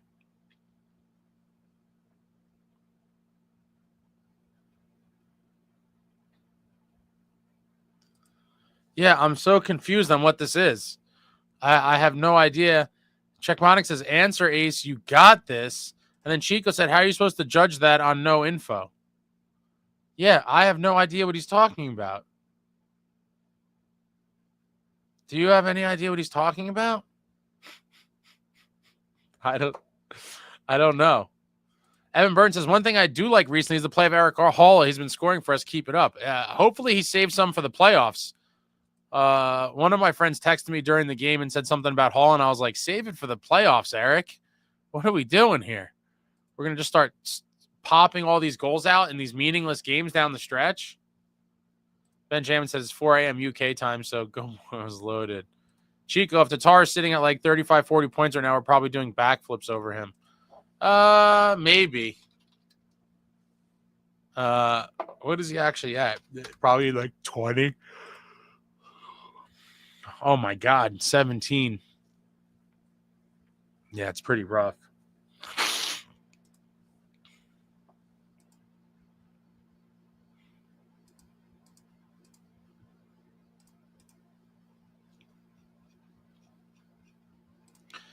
David, record is 12-10-1 versus Eastern Conference teams in the playoffs. 8-4-0 against teams playing in our bracket, assuming Montreal's in our bracket. 2-2 versus Caps and Canes, 4-0 versus Habs. And those all look like favorable numbers to me, David. Correct me if I'm wrong, but those seem like decent numbers. But a lot of that also obviously included a roster with Jack Hughes. Mike, Checkmonic, you should bring Boucher into the chat. Remember when Gomez shot the puck, got stuck in his mask? I don't remember that. But I remember when we lit that ass up in the Eastern Conference Finals. Being mature sounds like 12-year-old talk. Checkmonic, if Hall comes out flying, I'm going to feel better about the series, at least going long. I mean, we need a lot of guys to wake up in that bottom six. Mike K. No, it's just a little allergies. It's definitely not snowing by me. That's not my thing. I would die. Not for me. Ben, Ace, just want to thank you for your efforts. It eases the pain of these losses, dropping in and hanging out even digitally. Well done. Appreciate you, Benjamin. Thanks for coming by. That's typically what we do here. Usually after losses, it kind of derails and we start talking about random shit, a lot of old-time Devil stuff and random whatever. But, yeah, I wish we were celebrating, but, it is what it is. This team gave us a stinker tonight. Devil Dog 7 National Championship game tomorrow night. Yegorov, our future is bright. In all seriousness, look forward to watching. Yeah, I'm pumped for it. Yegorov on his biggest stage yet. Looking to bring home the natty to BU.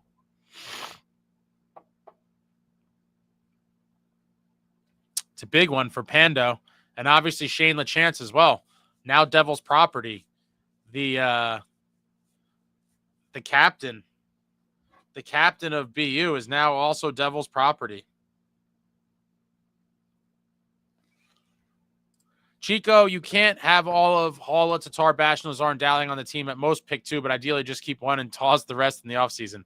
That's a lot of overhaul in one summer, my friend. I'm curious to see.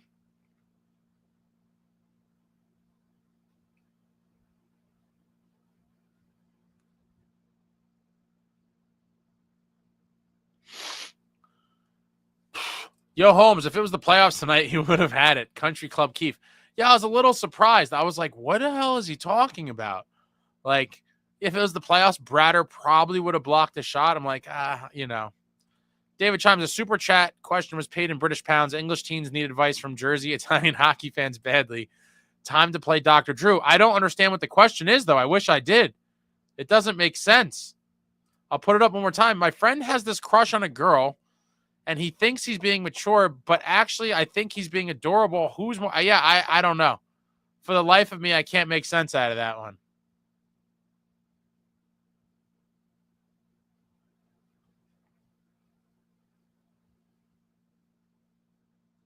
Chico, I really think Shane LeChance might end up being a good bottom sixer for the Devils. I mean, he's a big boy, and he looks like he could, win some puck battles on the boards and use his size a little bit. You guys know I love the large guys. Even when I say stuff like this, you guys always make your stupid jokes. But size, heavier, edgier, more violent, bring them to me. Bring them all to me. We need some guys like that because we have a lot of boys still. We need to go from boys to men. Mike K. Ace, you should listen to Mike and the Mad Dog interview Mike Milbury and ask him why he hasn't been fired yet. What year is that from?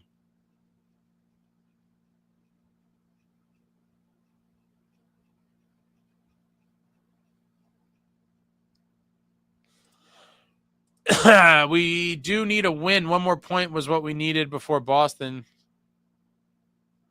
Wait, we do need a win. One more point was what we needed before Boston game. So without other teams' help, we still wouldn't be in the playoffs. For that alone, to me, would want to provide enough motivation to win. Yeah, but we backed in. This is backing into the playoffs. Getting in from other teams losing. And that's why when I celebrated it after the Rangers lost, I did say this feels dirty, but I'll still take it.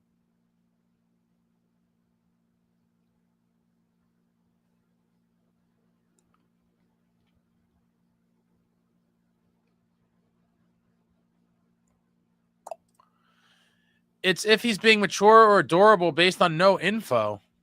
I'm so confused. I am so confused. I have no idea what's going on. TSS Yager to Florida for 2nd and 15. Devils use 2nd for Palmieri. Palmieri to NY for 21st to turn to Stillman. Stillman to Pitt for Glass. Oh, wow.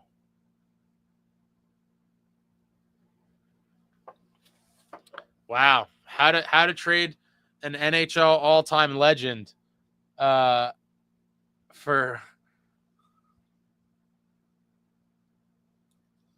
It's pretty wild. Jay Snow, you need the right mix of size and game-breaking ability. I agree. We have some game breakers, but we still need a little toughness, in my opinion. Mid-90s when he fired Laviolette. It's a really entertaining watch.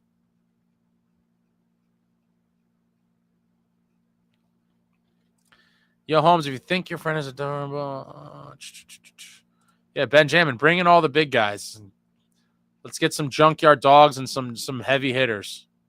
K-Hole sounds like Limelight circa 1992. Billy D, body check the like button, my American friends. Appreciate that.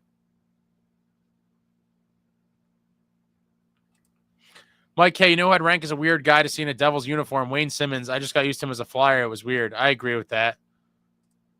Kind of guy we need now, though, and agree with that as well. Chico, that Palms trade was so underrated, too. A spare 2nd and a 3rd for someone buried in the Ducks lineup ended up being a great goal scorer for a long time. Yeah, I mentioned I did a little video about Ray Shero last night, and that was one of my favorite acquisitions that he made. I had mentioned that, a 2nd and a 3rd for a guy that gave us some really good years. And I was a big Palms guy. He was definitely one of my favorite moves that Shero made for sure.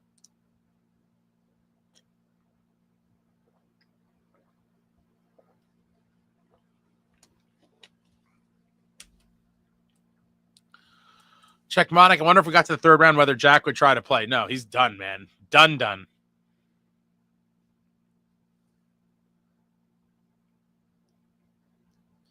Can someone get Keefe fired? I think Keefe's done fine. I think the failures have come from above.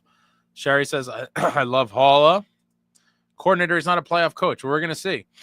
But again, he was a little deserted this year, if you're being fair about it.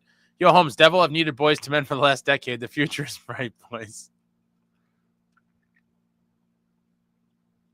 Mark Castor went to the Rock tonight, had a blast, but was sitting next to a Jersey snob. Aside from the loss, but we lose and we booze. How are they a Jersey snob? What do you mean by Jersey snob?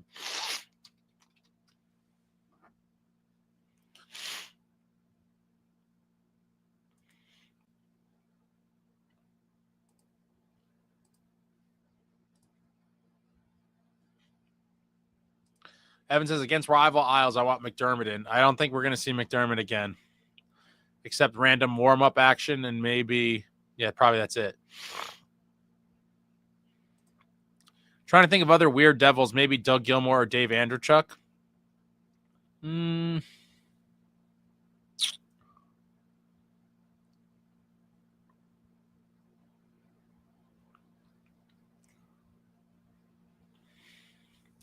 I don't know what you mean by weird. How about Esa Tikkanen? Huh? That might be the weirdest one.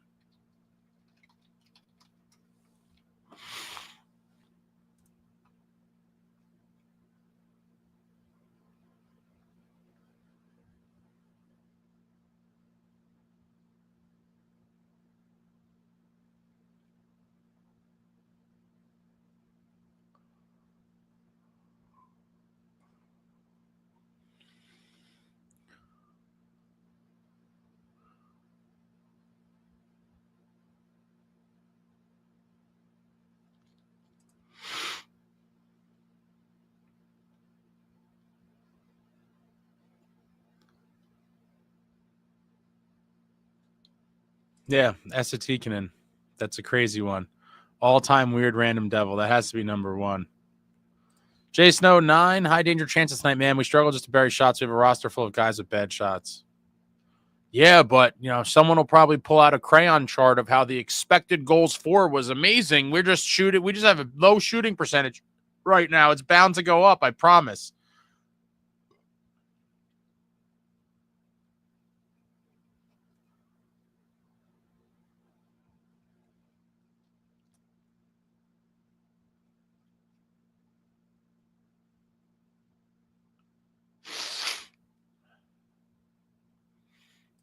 Steve Thomas. Ooh, love Steve Thomas. 1/3 of Hell's Angels. Let's go. What a line. What do you check, Monic? You're naming all guys that were Flyers at one time as well?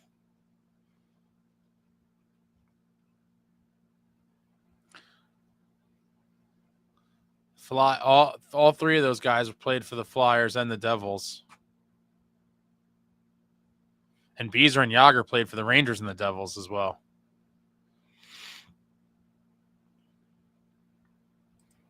Meadowlander, what's up? Jordan Tutu, that was a funny one. Larionov is random. Oh, I love Joe Neuendijk. What a huge piece of that 03 team. Him and Jamie Langenbrunner coming from Dallas. That was beautiful.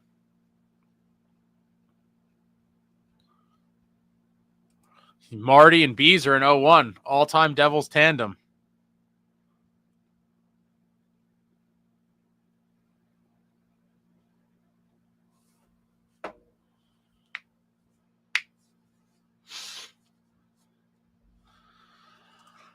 I loved having Yager as a Devil. It was crazy.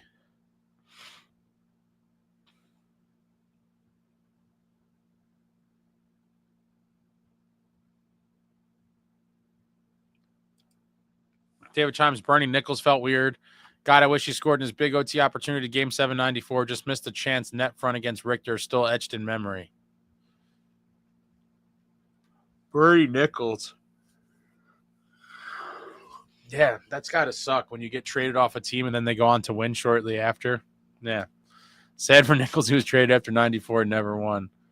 You guys are naming some randoms now. Chris Barch. Oh, man. Another tough guy.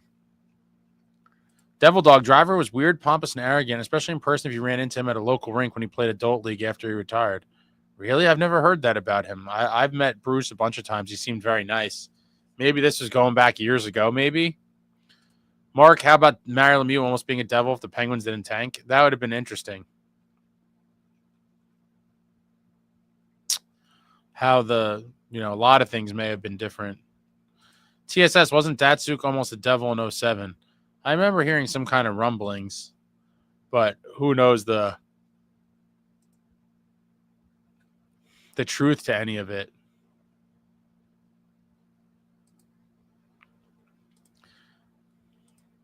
Yo, Holmes, Joe Newendike's my favorite random devil. What a player. That was a grown-ass man. Big-time center. Love me some big centers. It seems like we haven't had any forever, but Joe Newendike, living legend, Hockey Hall of Famer. Great piece of that 03 team. Phil Housley, that was kind of a random one as well. David Gomez, Nemchinov, Mogilny, favorite second line.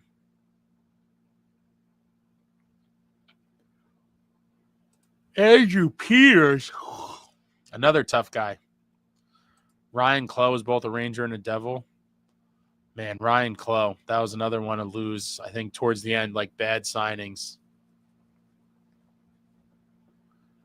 Yo, Holmes, I was thinking Bernie Nichols, too. He always had great hockey lettuce.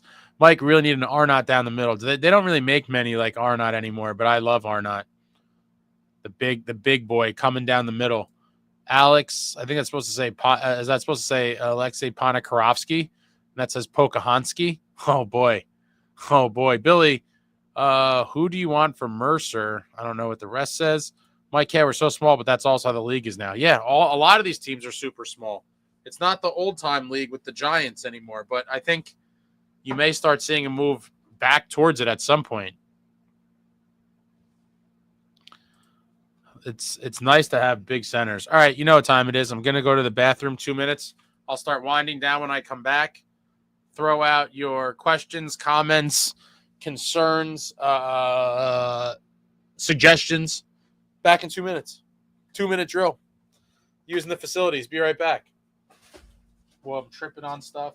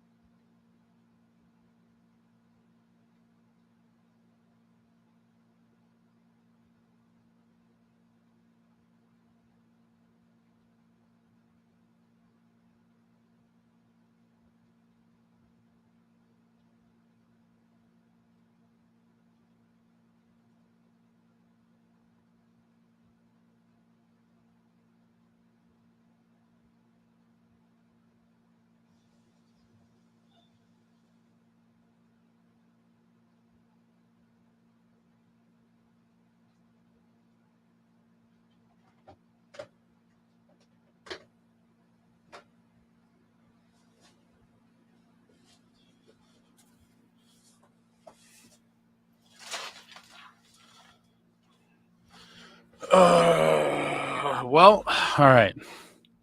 We're back. We are back.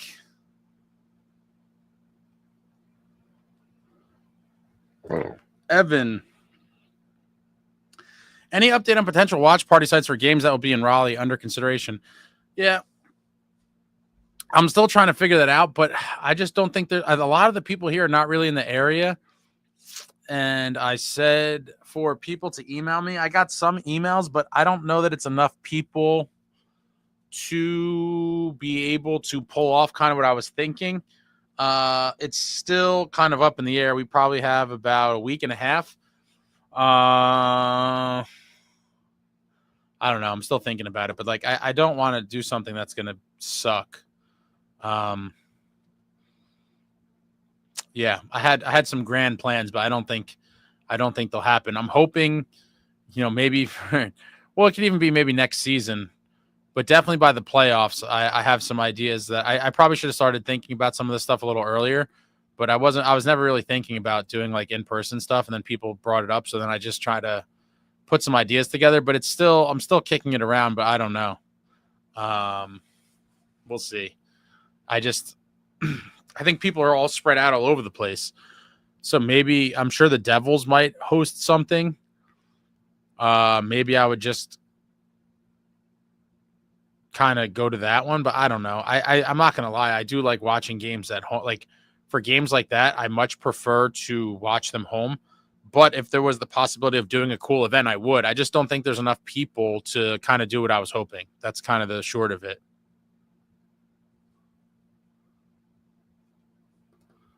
Yeah, it would be in North Jersey, if anywhere. For sure. Billy, my Habs may not make the playoffs. You guys are lucky. Aren't they like basically, let me see.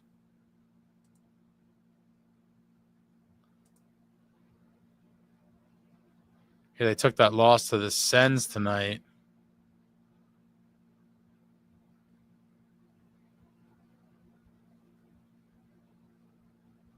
Well, the Canadians are in. What are you talking about? Who's gonna push the Canadians out?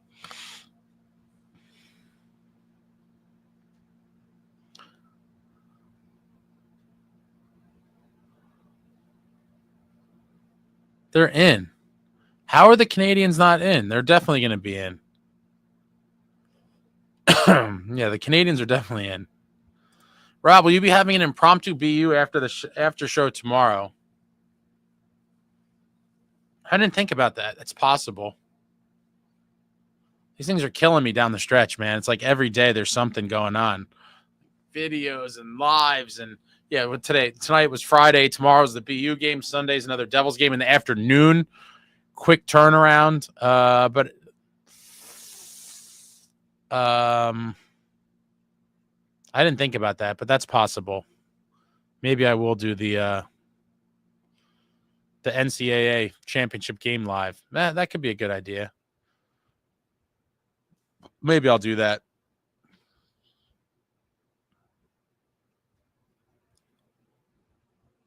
Vern Fiddler. Oh, you guys are going to the randos. How about Rutu? Oh man, Rutu. Yo, Holmes, random awesome NJ Devils was 80 Olympic team hero and former Stars captain Neil Broughton. What a get in the playoffs. He had 19 points and plus 13. Yeah, Neil Broughton, big time performer for the 95 Cup champs. Vitaly Vishnevsky.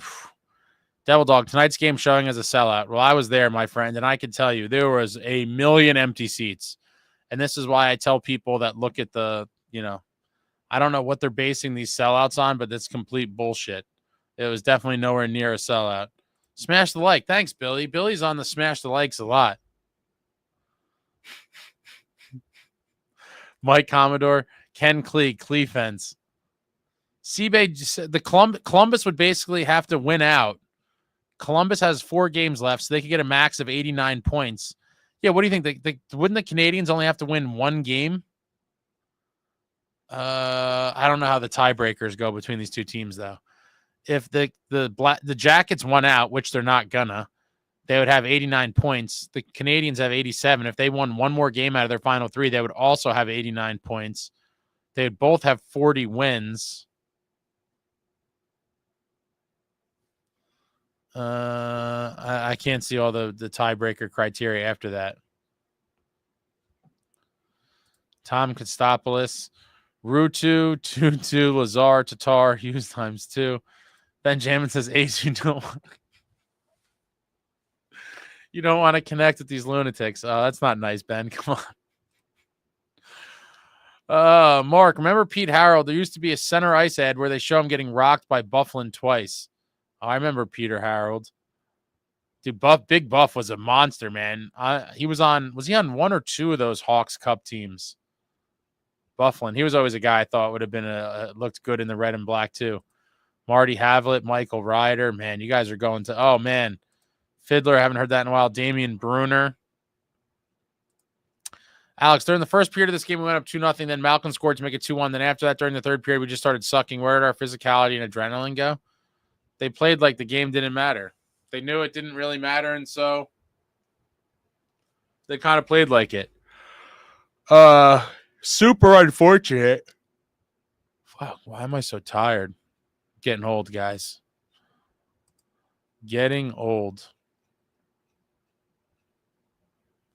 Dmitry Kulikov. We also had Tomas Kaberle in training camp, and I think he played a preseason game. Kaberle and Ruslan Fedotenko, I believe the same thing. Training camp and a preseason game. Fedotenko. Rob, I'm out, Ace. Have a great night. Thanks for everything. See you tomorrow. Good night, Rob. Jocelyn Lemieux. Oh, yeah, that was another one. So many randoms over the years.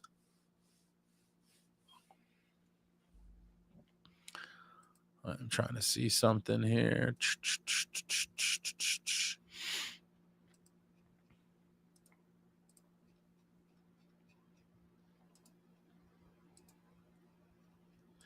Michael Ryder, another good newfie. Eric Bolton.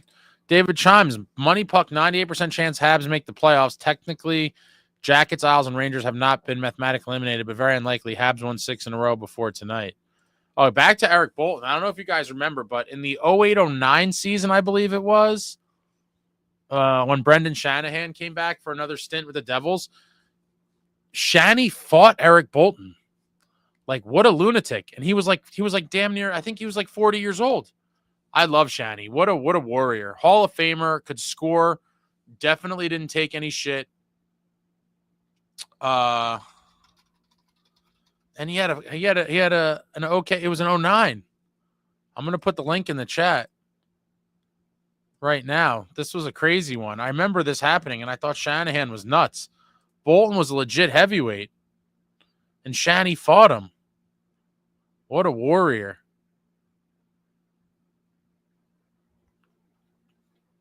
I just dropped the link in the chat. I want to watch this again. Oh, this quality's kind of shit. Look at Shanny, old man Shanny. Fighting Eric Bolton. What a lunatic.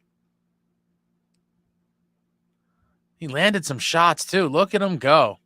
I put the link in the chat. This was Shanny's just what a old school. They don't make guys like Shanny anymore. Peeling his helmet off. He's slamming him on the. Oh my God. What a legend. What a legend Shanny is.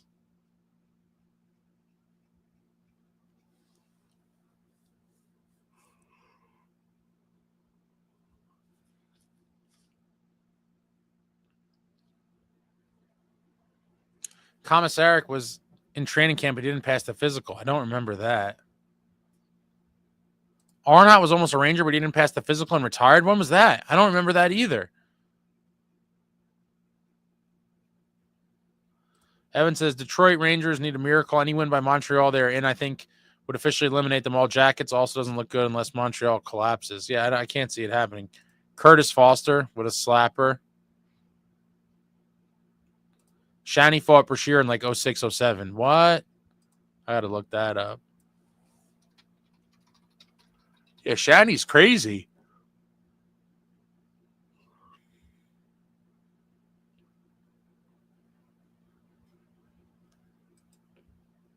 All right, I got the Shanny fight. He was with the Rangers.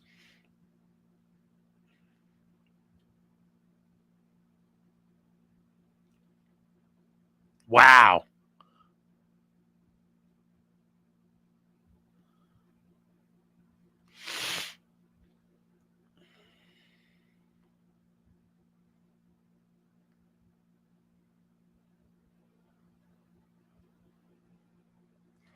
Brashear got the left sleeve free.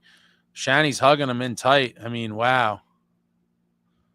Going for uppercuts.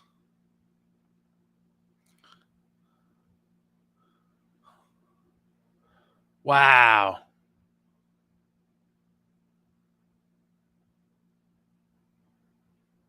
Oh, my God. Yogs is on the bench like, let's go. Dude. What a legend.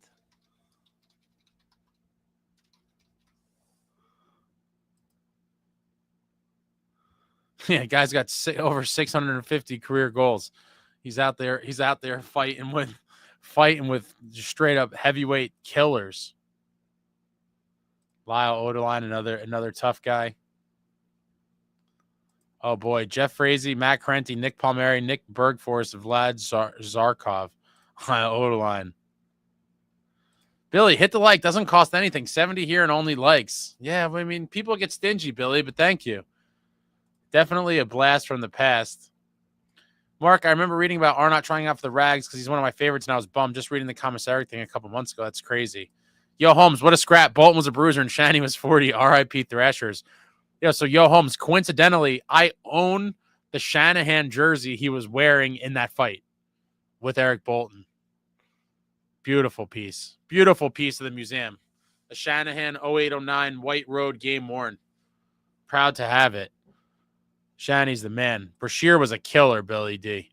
Brashear was an absolute killer. Yeah, Shanny's nuts. I mean, I don't know that there's any other guys with that kind of resume that were out there, you know, fighting assassins. Like, Brashear and Bolton were killers. Brashear especially. I mean, my God. It's pretty wild. Shanny's a throwback warrior. Evan, Oilers just clinched playoffs for 6th straight season. That's what we need first. A team that consistently knows we'll get to the tournament and consistently be a contending team. That's what's supposed to that's what it should have been after the 22-23 season. Franchise record setting season, won a playoff round. That was supposed to be like our arrival. And now lots of people, or mostly fans of other teams, but even some of our own fans were like, that was a fluke. That was a fluke.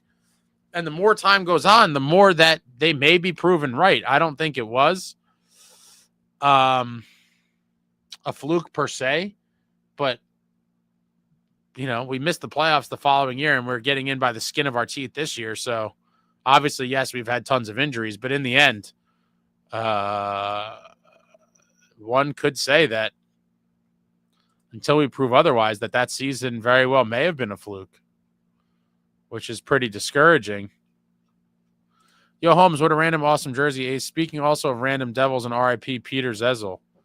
Oh, man, another random. I remember meeting most of these guys at the old practice rink back in the day.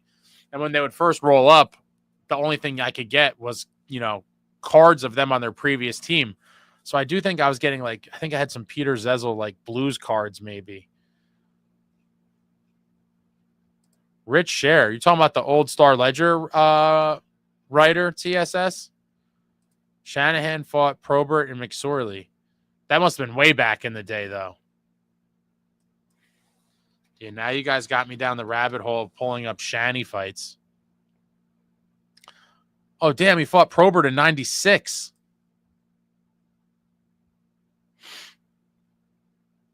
I'm about to watch this one. December 12th. Did he run Osgood?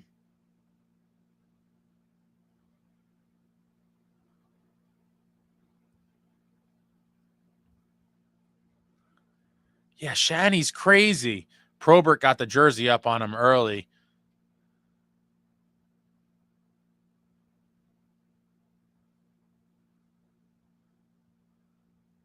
Oh, this is later in Probert's career when he was on the Hawks. Man, all of all of his gear is like out. Shanny's like jerseys up, his shoulder pads are all over the place. Oh, he's hanging in. Oh, Probert's landing some big ones.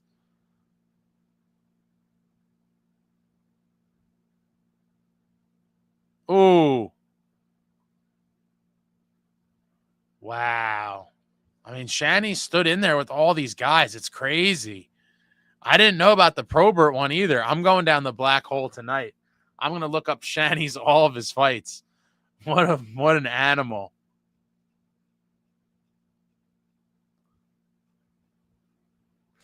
Mark, Brashear had a very sad childhood. I think he grew up with his dad and he made Donald sleep in the garage. He may have been a foster kid. I didn't hear that. Shanahan versus Clarkson.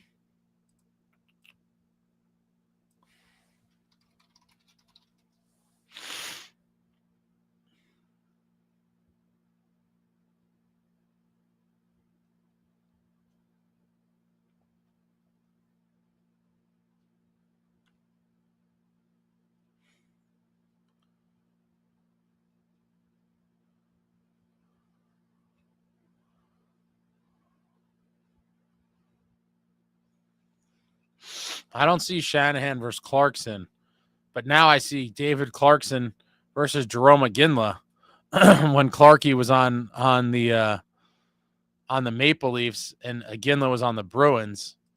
I have to watch this one. I don't remember this one. Clarkson versus Iginla. Iginla was a tough customer.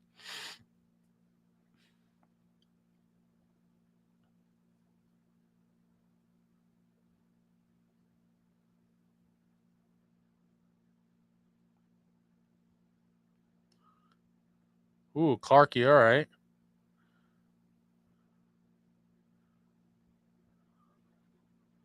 Oof. Iginla's a tough customer.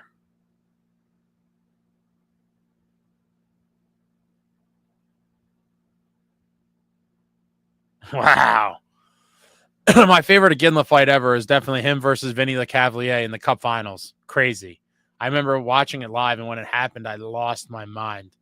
I couldn't believe it that Vinny and him were fighting. Joseph says, Keefe said guys don't want to sacrifice their body and risk getting hurt. Explains these last two games a little. It's still discouraging, though. And this one's more understandable. We hadn't clinched yet in the Bruins game. Joshua, how many games do you think we could survive against the Canes now? I still believe we could win. But, these games are not – we're all counting them to be able to flip the switch, which I said from a couple weeks ago. I wish they were treating the rest of these games like it was the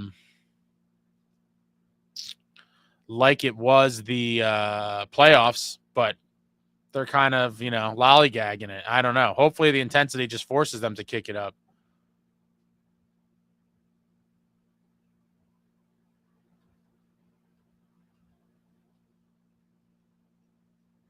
Probert was a cokehead. Probert days were the best. He had a very dark life, I think, too. Mark, Probert was good, but I've always been a Sandy McCarthy guy. Probert always struggled with him. I hated Sandy McCarthy when he was on the Rangers. We had a lot of guys scrap with him. I think Oliwa fought him a bunch of times. Shanahan versus Mike Tyson. Mark Costanza. Darcy Tucker was a guy I always wanted on the Devils. Real heart and soul guy. I hated him, too. Scumbag Maple Leaf. But obviously you take all those guys if they're on your team.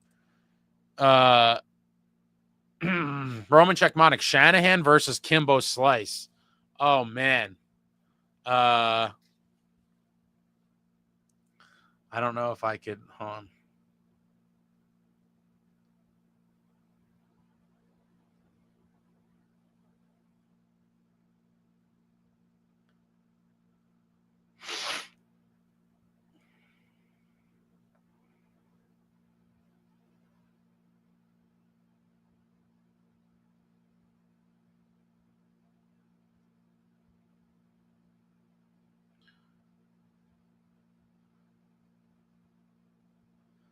The Kimbo Slice thing reminded me of something.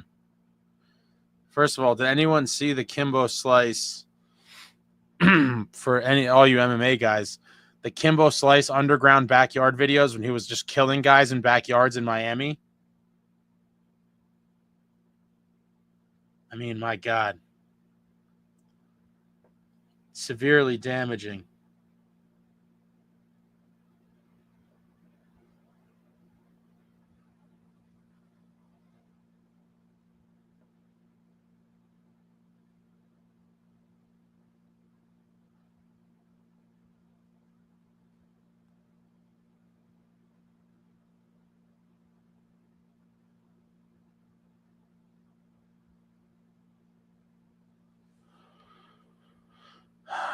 can't find it.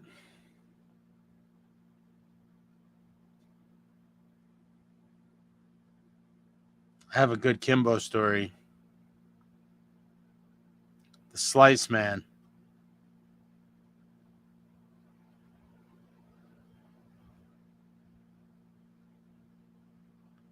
What year was that?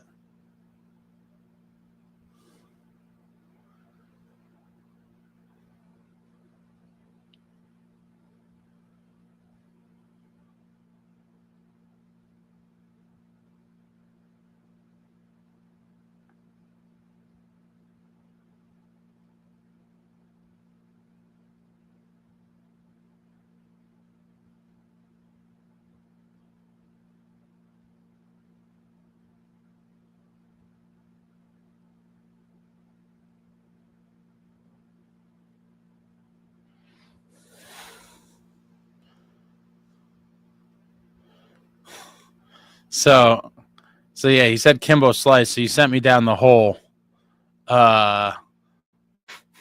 Jamie Ben versus Wood. I have to look up some of these. The backyard video. So I loved Kimbo from back in the day from those, right? I don't know how I started seeing those videos, but I was a big fan of Kimbo from back when he was in those things, in the underground fights. And I don't know if you're going to be able to see this. This camera sucks, but this is a picture. I'll try. Maybe I'll post it if anyone cares. But this is a picture of me and Kimbo. I thought his security guys were going to kill me. Before he fought an Elite XC, at Prudential Center, I met him, and I thought he was rolling with a goon squad. I thought they were going to kill me. But what an intimidating dude. Kimbo Slice was the real deal, man, and he rolled around with a squad.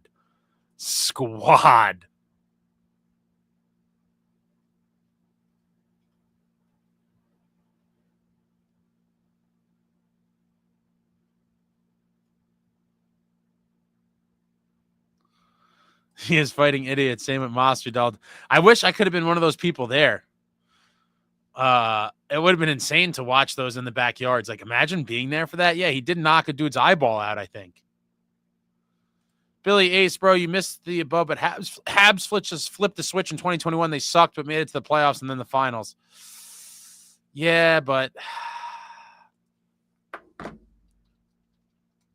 that was still with Carey Price, right? He was there for that. That was the COVID year, right?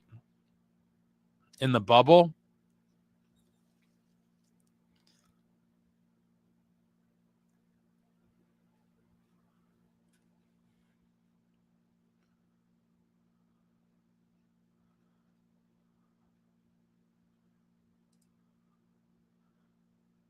Yeah.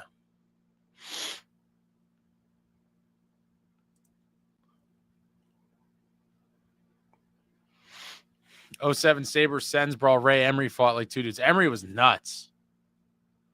Yo, Holmes, who did Jansen fight?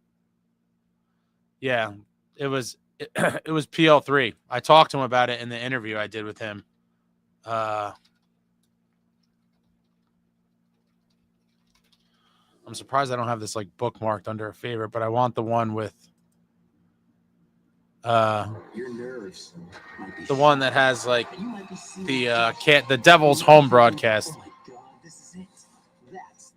Let me see if this is it. Come on with these ads.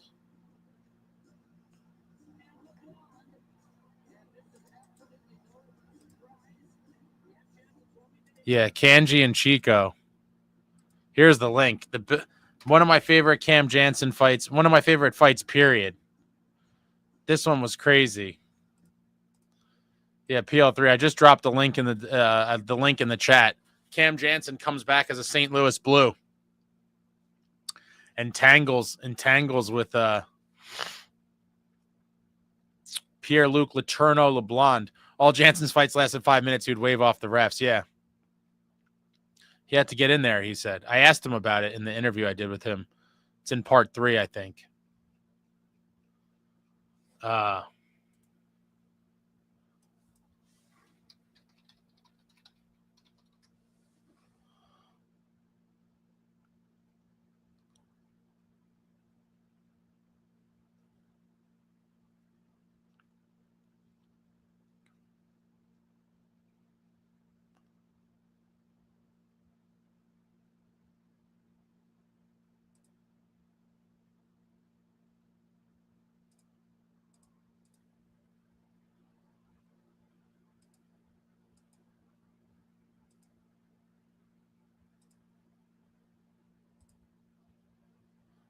Oh, this is annoying.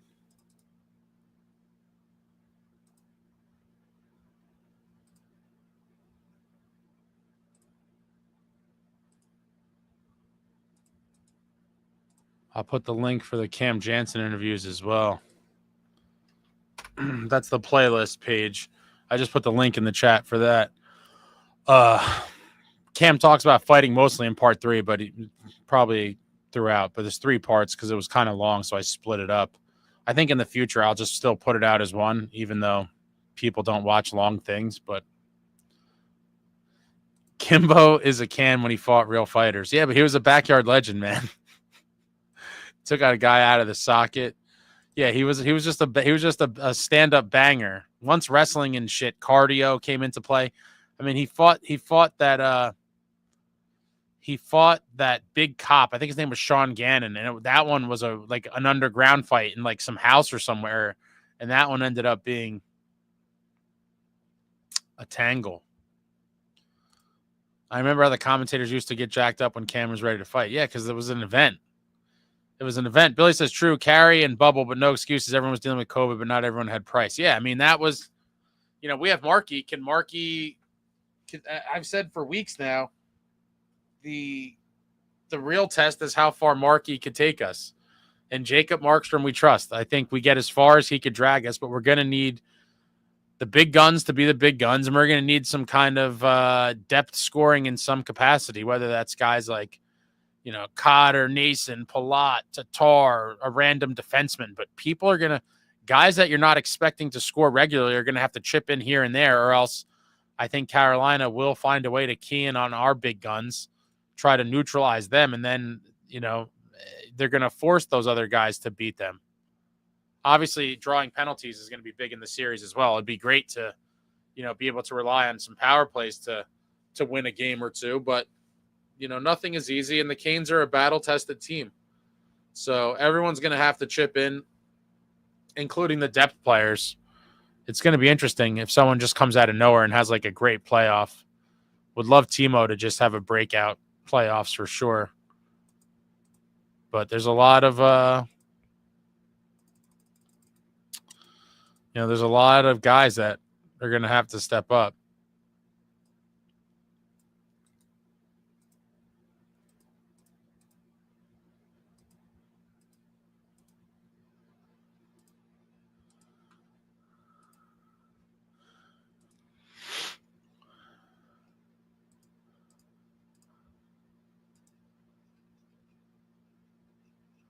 Anyone got anything else? I think I'm at the bottom of the comments here. Finally, I'm gonna be watching all random Shanahan fights for forever now. Brendan Shanahan, what a lunatic! Just fighting some of the big heavyweights of the era. Man.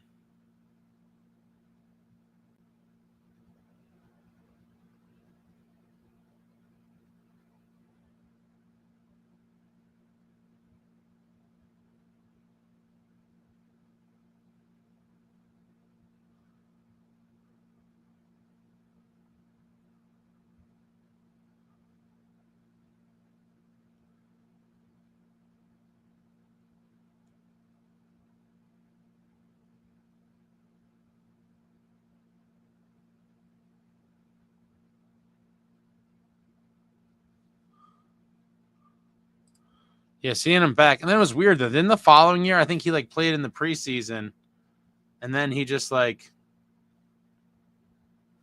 didn't play. I don't know what the hell happened. All right, guys, that's it. I'm tired. Your New Jersey Devils. I mean, painful.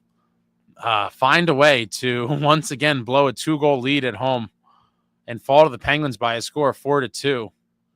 Back in action Sunday against the Islanders. I'm expecting, Markey should play that one for sure.